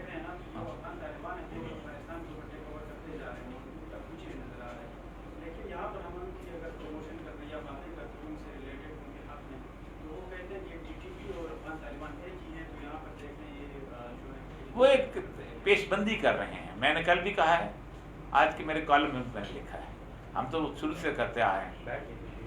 بلکہ کل مجھے اللہ تعالیٰ نے ایک بڑا، کل مولانا ہیبت اللہ صاحب کو جو انڈونیشین صدر نے وہ ایک قالین بھیجا تھا، انہوں نے مجھے محبت میں میرے قالین انہوں نے مجھے بھیجا ہے، اور میں ان کا بھی اللہ کا شکر ادا کرتا ہوں. کمال ہے کہ انہوں نے یاد رکھا. ہم تو کرتے ہیں. ایک بات تو یہ ہے، عام آدمی ہے اس کو پکڑ لیتے ہیں. آپ کو ذرا آپ کریں گے، میرے ساتھ ذرا سا معاملات اور طرح پکڑنے میں ڈرتے ہیں. خود اللہ نے روپ ڈالا ہوا ہے، ورنہ میں 65 سال کا آدمی 5 فٹ 4 انچ کی قدم میرا کیا ہوا، میری گردن روڈ نہیں ختم، لیکن اللہ روپ ڈالتا ہے. اور کچھ نہیں. ایک بات یاد رکھیے, یہ پیش بندی کر رہے ہیں, اس کی ایک وجہ ہے جو میں نے بنیادی وجہ بتائی کہ طالبان کے وہاں پر اقتدار میں آنے کے بعد پاکستان میں ایک تحریک ضرور اٹھے گی, تو جو تحریک یہ سمجھتی ہوگی کہ اس ملک کے اندر جمہوریت کے بغیر بھی دین نافذ ہو سکتا ہے. دین ہے غلبے کا قائل, غلبہ کرو. غلبہ کیا ہوتا ہے؟ 500 لوگوں کا گاؤں ہوتا ہے, 5 بدماشوں کا غلبہ ہوتا ہے, جن کی مرضی سے ووٹ ڈلتے ہیں, جن کی مرضی سے رشتے ہوتے ہیں, جو لوگوں کی قتل مقاتلے کراتے ہیں, جو جن کے فیصلے کرتے ہیں. اللہ کہتا ہے ان 5 بدماشوں کو اتارو اور شریف لوگوں کو بٹھاؤ, اور اس کے لیے اللہ کہتا ہے اللہ کے لیے کھڑے ہو جاؤ. اللہ کہتا ہے میں نے مسلمانوں کی جانیں حج طرح بے کی ہوئی ہیں, کس لیے کہ قتل ہوں اور قتل کریں. یہ بے لیا ہے اللہ نا, بے کہتے ہیں آپ نے بیچ دی, آپ سے نہیں جان. تو یہاں پر ایک تو یہ اٹھے گا. اب دوسری بات یہ ہے کہ اس ملک کے اندر 20 سالوں میں ہم نے ایک ایسی نسل پیدا کر دی ہے جو بہت چھپی ہوئی ہے, لیکن اس نے 20 سال ماریں بڑی کھائی, آپ کو نہیں اندازہ. میں ایک دفعہ بہاول نگر میں گیا تھا, اور یہ سی ٹی ڈی کا جب شروع کا کام شروع ہے, پورے شہر میں 128 مسجدیں تھیں, ایک مسجد میں بھی نماز پڑھانے کے لیے امام میسر نہیں تھا, سب اٹھا لیے گئے تھے. آپ کیا سمجھتے ہیں کہ وہ لوگ جو ہیں اس وقت تو ڈرے ہوئے ہیں, لیکن اگر کبھی ایک موومنٹ بلڈ ہوگی, یہ اس وقت پیش بندی کی جائے, او ٹی ٹی پی آ جائے گا, او فلانا آ جائے گا, یہ بنیادی طور پہ پہلے سے بدنام کرنے کے لیے. ٹی ٹی پی کا کیا تعلق ہے؟ ٹی ٹی پی داعش کے ساتھ تھی, داعش ساری زندگی طالبان سے لڑتی رہی ہے, ان کا کیا تعلق ہے؟ اس نے 2 سال پہلے اس نے کیا نام تھا اس کا, ذبیحہ مجاہد, اس نے پریس کانفرنس کی کہ ہم نے لشکر گاہ میں ان کا گھیرا لے لیا, اور کرزئی کی فوجیں ان کو اٹھا کے لے گئیں, امریکن فوجیں داعش کو اٹھا کے لے گئیں. داعش کے کندھے. ٹی ٹی پی کا تعلق توڑ کرنا چاہیے اس کا, ٹی ٹی پی کا تعلق. اور دوسری بات یہ ہے کہ وہ کہتے یہ ہیں کہ طالبان نے ٹی ٹی پی کے خلاف ایکشن کیوں نہیں لیا وہاں پر. کیوں لیتے بھائی, اپنی جنگ لڑتے ہو, کیوں بات کھولتے ہوئے. اور دوسرا وہ اسٹریٹجی ہوتی القاعدہ کے خلاف. میں نے کہا القاعدہ کے خلاف وجہ کہ جب 2016 کے اندر یہ طے ہو گیا کہ 2016 میں اب تو ہم ہار گئے, تو یہ جو طیب آغا تھا طالبان کا نمائندہ, یہ سعودی عرب میں بیٹھا ہوا تھا, قطر تو آپس بات کھلا ہے. تو مکرم بن عبدالعزیز جو سعودی انٹیلیجنس چیف تھا, اس نے اس کو کہا کہ تم القاعدہ کے ساتھ اپنے آپ کو علیحدگی اختیار کرتے ہیں. میں کیوں کروں, میں امریکہ سے جنگ لڑ رہا ہوں, القاعدہ آرام سے بیٹھی کرتی ہے, امریکہ کا ملک ہے نا, طالبان کا ملک تو نہیں ہے, ہم کیوں کریں تو اس کے ساتھ. اور جو کنڑ میں حامد کرزئی کے پاس بیٹھے تھے نا, طالبان کا ملک تو نہیں تھا, تو اس نے کہا نہیں کریں گے. وہ انہوں نے لڑائی شروع کی, اتنی لڑائی شروع کہ ہوٹل میں باہر آپس میں دست و گربان ہو گئے. احمد شجاع پاشا یہاں سے اٹھ کے گیا, اس نے کہا یہ تم نے کیا کر دیا, اب سعودی عرب بھگتو. اگلے دن صبح اس کو کہا یہ ایران کا ایجنٹ ہے, اس کو باہر نکال دیا. وہ سیدھا پہنچا جرمنی اور قطر, آج قطر سینٹر ہے, سعودی عرب از آؤٹ. تو طالبان کو اللہ تعالیٰ نے جو ڈپلومیسی کی, ایک حدیث ہے رسول اللہ صلی اللہ علیہ وسلم کی, اتقوا فراست المومن, مومن کی فراست سے ڈرو. اتقوا اللہ اپنے استعمال کرتا ہے, اتقوا اللہ کیوں, انہ ینظر بنور اللہ, یہ اللہ کے نور سے دیکھ رہا ہوتا ہے. تو اللہ کے نور کی حد کہاں ہے, وہ ہے اللہ جہاں تک دکھانا چاہتا ہے اس کو دکھاتا ہے. اب یہ جب بھی انہوں نے ڈپلومیٹک مووز کی ہیں, چائنا کی, روس کی, انہوں نے گھبرا کے رکھ دیا. دیکھیں نا, فاتح کے شکن پہ کوئی جبین پہ کوئی خوف نہیں ہوتا. جیسا کہ ابھی آپ نے کہا کہ دنیا 2 حصوں میں بنے گی, اور جب دجال آئے گا تب یہ 2 حصوں میں دنیا ہوگی, ایک اس کے طرف آخری آنے. تو دجال کو جو حدیث میں آتے ہیں, جو آپ نے بھی اسٹڈی کیا, کہ وہ کیا تشبیہن ہے یا ایز اٹ از کوئی فزیکلی دجال آئے گا؟ فزیکلی آخر میں نکلے گا, جو ترتیب ہے نا وہ یہی ہے. جیسا آج کل جو نظام چل رہا ہے, ہاں وہ ہے اسی کو یہ یاجوج اور ماجوج کا جو سارا تصور ہے نا, یہ بیسیکلی وہیں سے ہے. تو وہ کبھی آپ اس میں کیسٹ میں نے ایک تفصیل سے ایک 4 سیریز میری جو چینل ہے اس کے اندر میں نے دیے ہوئے ہیں, لیکن وہ ترتیب سے میں نے بتایا کہ کیا رسول اللہ کی جو حدیث ہے اس کے اندر یہ ہے کہ جس وقت مسلمان مکمل طور پہ فتح کر لیں گے نا, جب قسطنطنیہ میں فتح ہو جائے گا اور امام مہدی کی حکومت اسٹیبلش, تو اس کو پھر غصہ آئے گا, پھر وہ اصفہان سے نکلے گا. میں تہران میں رہا ہوں, تہران نے آج بھی ایران میں 2.5 لاکھ یہودی رہتے ہیں, اور تہران میں انہوں نے بہت زبردست ان کا دانی علیہ السلام کا مزار بھی بنایا ہوا, سب کچھ کیا. وہاں سے وہ نکلے گا اور سب چادروں والے اس کے ساتھ, آج بھی سب چادروں والے, لیکن وہ پھر فزیکلی سامنے آئے گا اور پھر وہ اس کو ٹیک اوور کرے گا. اور وہ کہتا وہ دجال نہیں ہوگا, मसीह दज्जाल झूठा ईसा बन के आएगा। और आप कहेंगे यार देखो करामत, वो पीर दी करामत, बाबे तो नके दी करामत नहीं मान, बेनजीर को वजीर आज़म बनाते थे तो दज्जाल है, जिसके बाद टेक्नोलॉजी होगी, 2000 बंदे गवाह आ जाते हैं, मेरा बेटा भी आज पीर नहीं देता था, मेरा बेटा भी आज पीर नहीं देता था, मेरा बेटा भी आज, तो दज्जाल जिसके बारे में हजरत आदम से लेके रसूलुल्लाह सल्लल्लाहु अलैहि वसल्लम हर नबी डराता रहा, क्या ताकतें होंगी इसके पास, क्या जिस जगह चाहेगा बारिश बरसाएगा, जिस जगह चाहेगा बारिश रोक देगा, जिस जगह चाहेगा उसकी। उसमें आपने फरमाया कि आप 2 हदीसें हैं कि उसमें ज्यादातर शहरों में आएगा वो, इसलिए फरमाया कि अपने रेवड़ लेके जंगलों में चले जाना, वहां जाके रखना आबादी। ये जो मैसेंजर है इसने यही कहा था आज से 3 साल पहले, the people who are not hearing the drums of the war they are def. और उसने कहा देखो ये जंग ऐसी चलनी शुरू होने वाली है कि आप अपने अपनी जो है ना बकरियां ले जाना, और साथ साथ अपना वो भी करना, थोड़े से असला भी ले जाना, क्योंकि लोग पीछे आपको ना खाने के लिए दौड़ेंगे और दूर पहाड़ों में चले जाना। बिल्कुल एग्जैक्टली जो हदीस के बाद वही कैफियत। इतना असला हमने बना दिया है कि 26 दफ़ा दुनिया तबाह हो सकती है, और सिर्फ एक बुद्धिमानी के तो दज्जाल, अल्लाह ताला बचाए दज्जाल की फितने से, हमें अल्लाह ताला उससे पहले ही इस दुनिया से ले जाए, ज़्यादा बेहतर हम मुकाबला नहीं कर सकते। सच्ची बात है कि बड़ा मुश्किल होगा उस वक्त। आपने बताया कि मेरी एक सुन्नत पर अमल करना ऐसे होगा जैसे हाथ पे अंगारा रखना। जब देखे ना, जब वो इस तरह की ताकत और कुव्वत और हौसला और हिम्मत और फलां और ये, जब वो बंदा मारेगा उसको जिंदा कर देगा, तो आप क्या कर लेंगे? अब आपको मानना पड़ेगा कि ये वाकई हज़रत ईसा है, हज़रत ईसा की दलामत ये, क्योंकि बुनियादी तौर पर जो इस सारा सिस्टम आखिर में सजने वाला है, उसको 2 मिनट में आपको बता देता हूँ। ये हजरत यसा एक पैगंबर थे बहुत बड़े, कुरान में भी उनका नाम है, मैं सूरह माइदा में या सूरह राफ में टाइप करने को जाते हैं। तो यहूदी जो थे ना, पहली दफ़ा सूरह बने से एक दफ़ा बड़ी तफसील से पढ़ा करें और कहाफ से तर्जमे से पढ़ा करें। हर चीज़ जो है ना वो लेके जानी हो ना, आपने टोटा खरीदनी हो ना, डिक्शनरी रख के आप देखते हैं, उसका मैनुअल पढ़े होते हैं, दिमाग से। दवाई खरीदी हो ना कोई, उसका भी पहले वो पढ़ते हैं साइड इफेक्ट्स क्या है ना, आपने जान, लेकिन कुरान पढ़ते हुए कहते नहीं एंज करके बस पढ़ लिया जाएगा। तो एक दफ़ा 2-3 आयात सूरत आज के दौर में ज़रूर पढ़ लें। तो उसमें एक जगह पे वो है कि बनी इसराइल को अल्लाह ताला कहते हैं कि 2 दफ़ा तुम बहुत बड़ी खराबी करो। चार बुनियादी तौर पे पेश गोइयाँ बनी इसराइल के बारे में कुरान की पूरी हो चुकी हैं, 5वीं रहती है और 5वीं पूरी होनी है। जिसकी 4 पूरी हो जाए उसकी 5वीं पूरी होगी।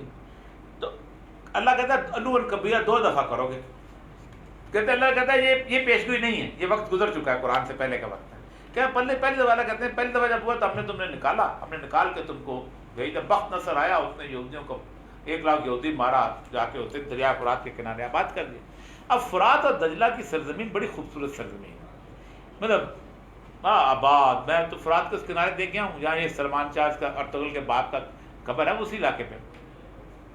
तो आबाद थे, पैगंबर आते थे उनके पास, लेकिन उनके मौलवी और पीर इतने स्ट्रांग हो गए थे कि पैगंबरों को कत्ल कर देते थे, यक़तलून अंबिया बगैर हक। उनमें से एक पैगंबर आया, उनका नाम था यसा।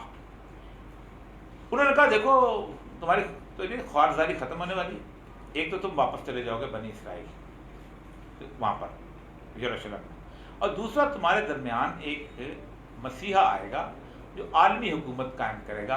और ये उन्होंने कहा दिमाग ख़राब है, इतनी जगह से निकालता है।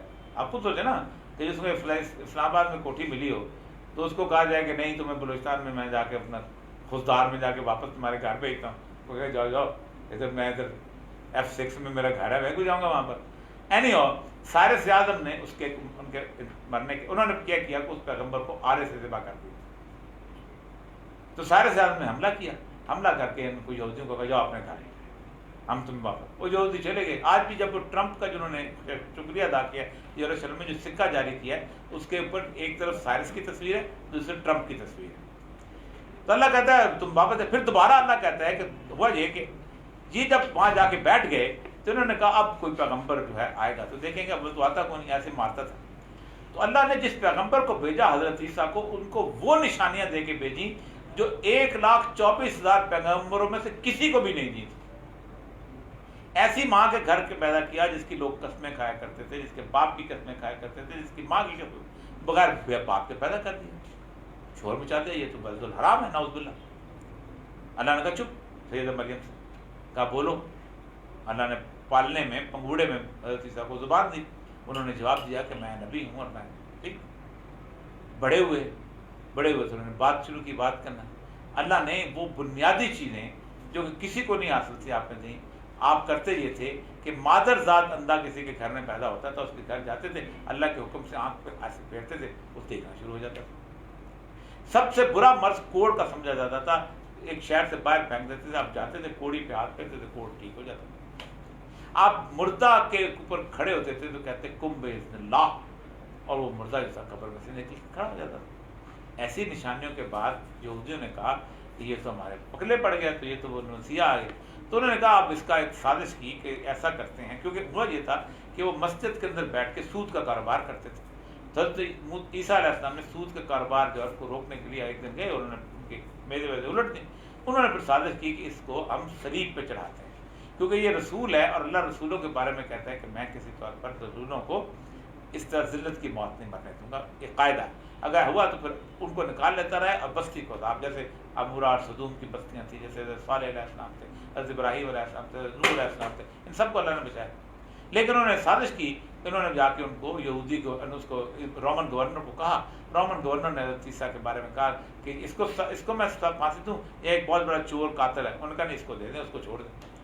اب یہ یہودی اور عیسائی حضرت عیسیٰ کو پھانسی دینے کے 570 سال تک یہ یقین کرتے رہے ہیں کہ حضرت عیسیٰ پھانسی چلے گئے، اور انہوں نے کہا، ثابت کر دیا یہودیوں نے کہ دیکھو یار، ایک ایسے آدمی تھا، درویش ایسے ملنگ آدمی تھا، اس نے دعویٰ کیا، ایک تو ہم نے اس کو پھانسی دے دیا، اور اگر سچا ہوتا، اس نے حکومت قائم کرنی ہوتی تو قائم کرتا، تو سچا نہیں ہے، اس کا مطلب کہ فالس ثابت ہوا۔ اللہ نے کہا نہیں، ما صلبوا وما قتلوا، اللہ نے اٹھایا، اور اللہ حضرت عیسیٰ کو دوبارہ واپس کرے گا۔ اس کے اندر اللہ قرآن میں 4 پیشگوئیاں بتاتا ہے یہودیوں کی۔ نمبر 1، اللہ کہتا ہے جب ہم نے تم پر اس حضرت عیسیٰ کے اس کے اندر ہم نے تم پر مصیبت نازل کی، ہم نے پہلا کام یہ کیا، وَقَطَّعْنَاهُمْ فِي الْأَرْضِ أُمَمًا، ہم نے تم کو پوری دنیا میں تقسیم کر دیا، کوئی نائجیریا چلا گیا، کوئی انڈیا چلا گیا، سب کچھ تقسیم کر دیا۔ یہ قرآن کی پیشگوئی تھی، اور یہ قرآن کی پیشگوئی 2000 سال تک قائم رہی۔ کون سا خطہ ہے جہاں یہ کتے کی طرح کی زندگی نہیں گزارتے رہے؟ ملان میں، اسٹری میں، روس میں، پولینڈ میں، نائجیریا میں، ہر جگہ سے ان کو کتے کی قطعناہم فی الارض۔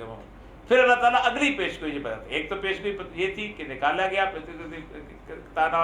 پھر اللہ ایک اور پیشگوئی کہ ہم نے اور تمہارے اور عیسائیوں کے دلوں میں ایک بغض قائم کیا کہ جو قیامت تک رہے گا، اور وہ رہا 2000 سال تک، ٹھیک۔ پھر تیسری پیشگوئی اللہ نے قرآن کے اندر یہ کی ہے کہ تم کبھی بھی غالب نہیں آ سکتے سوائے اللہ تمہاری مدد کرے یا کوئی طاقتور قوم تمہاری مدد کرے۔ کس سے امریکہ نے ان کو لا کے بٹھایا۔ اب چوتھی اور آخری پیشگوئی ثابت ہوئی ہے، جس کا 5واں آدھا حصہ رہتا ہے۔ اللہ فرماتا ہے وَإِذَا جَاءَ وَعْدُ الْآخِرَةِ جِئْنَا بِكُمْ لَفِيفًا، جب آخری وقت آئے گا میں تم کو اکٹھا کر کے ریوڑ کی طرح واپس یروشلم میں لے آؤں گا۔ اب آ گئے، اب وہ ہے میری اور آپ کی اور ان کی لڑائی، جس کے لیے نہ میں تیار ہوں، نہ میرا عمران خان تیار ہے، نہ میرا باجوہ تیار ہے، کوئی تیار نہیں۔ ہم پہلے پاکستان ہیں، جس دن ہم نے سوچ لیا نا کہ ہم پہلے مسلمان ہیں، اس دن ہم پہ رن ہو جائے گا۔ طالبان نے سوچ لیا تھا کہ ہم پہلے مسلمان ہیں، کشمیری بھی ابھی تک سوچتے ہیں ہم پہلے کشمیری ہیں۔ وہ اسلام کے نہیں لڑ رہے، وہ بنیادی طور پر فنش ایجنڈا جو ہے نا، وہ پارٹیشن کو اس لیے لڑ رہے ہیں۔ فلسطینی بھی اس لیے لڑ رہے ہیں کہ فلسطین کے لیے لڑ رہے ہیں۔ انہوں نے اللہ کا جنازہ نکالا تھا 1974 کے اندر۔ فلسطینی وہ لوگ ہیں جن میں جار عباس جو ہے وہ یہودی ہے، حنان اشرافی یہودی ہے، جار عباس کرسچن ہے، حنان اشرافی یہودی ہے، اور لیلا خالد جس کی ہم پوسٹر لگایا کرتے تو وہ عیسائی ہے۔ وہ سارے مل کے لڑ رہے ہیں، جس دن اللہ کے لیے لڑیں گے اللہ نصرت دے دے گا۔ ابھی تو ہم کیسے لڑ رہے ہیں قومیتوں، ٹھیک ہے۔ بہت شکریہ حضرت آپ کا وقت دینے کا، آپ لوگوں کا بھی شکریہ جی، آپ لوگوں نے پارٹیسپیٹ کیا۔ انوار بھائی آپ نے کچھ گزارش کرنی؟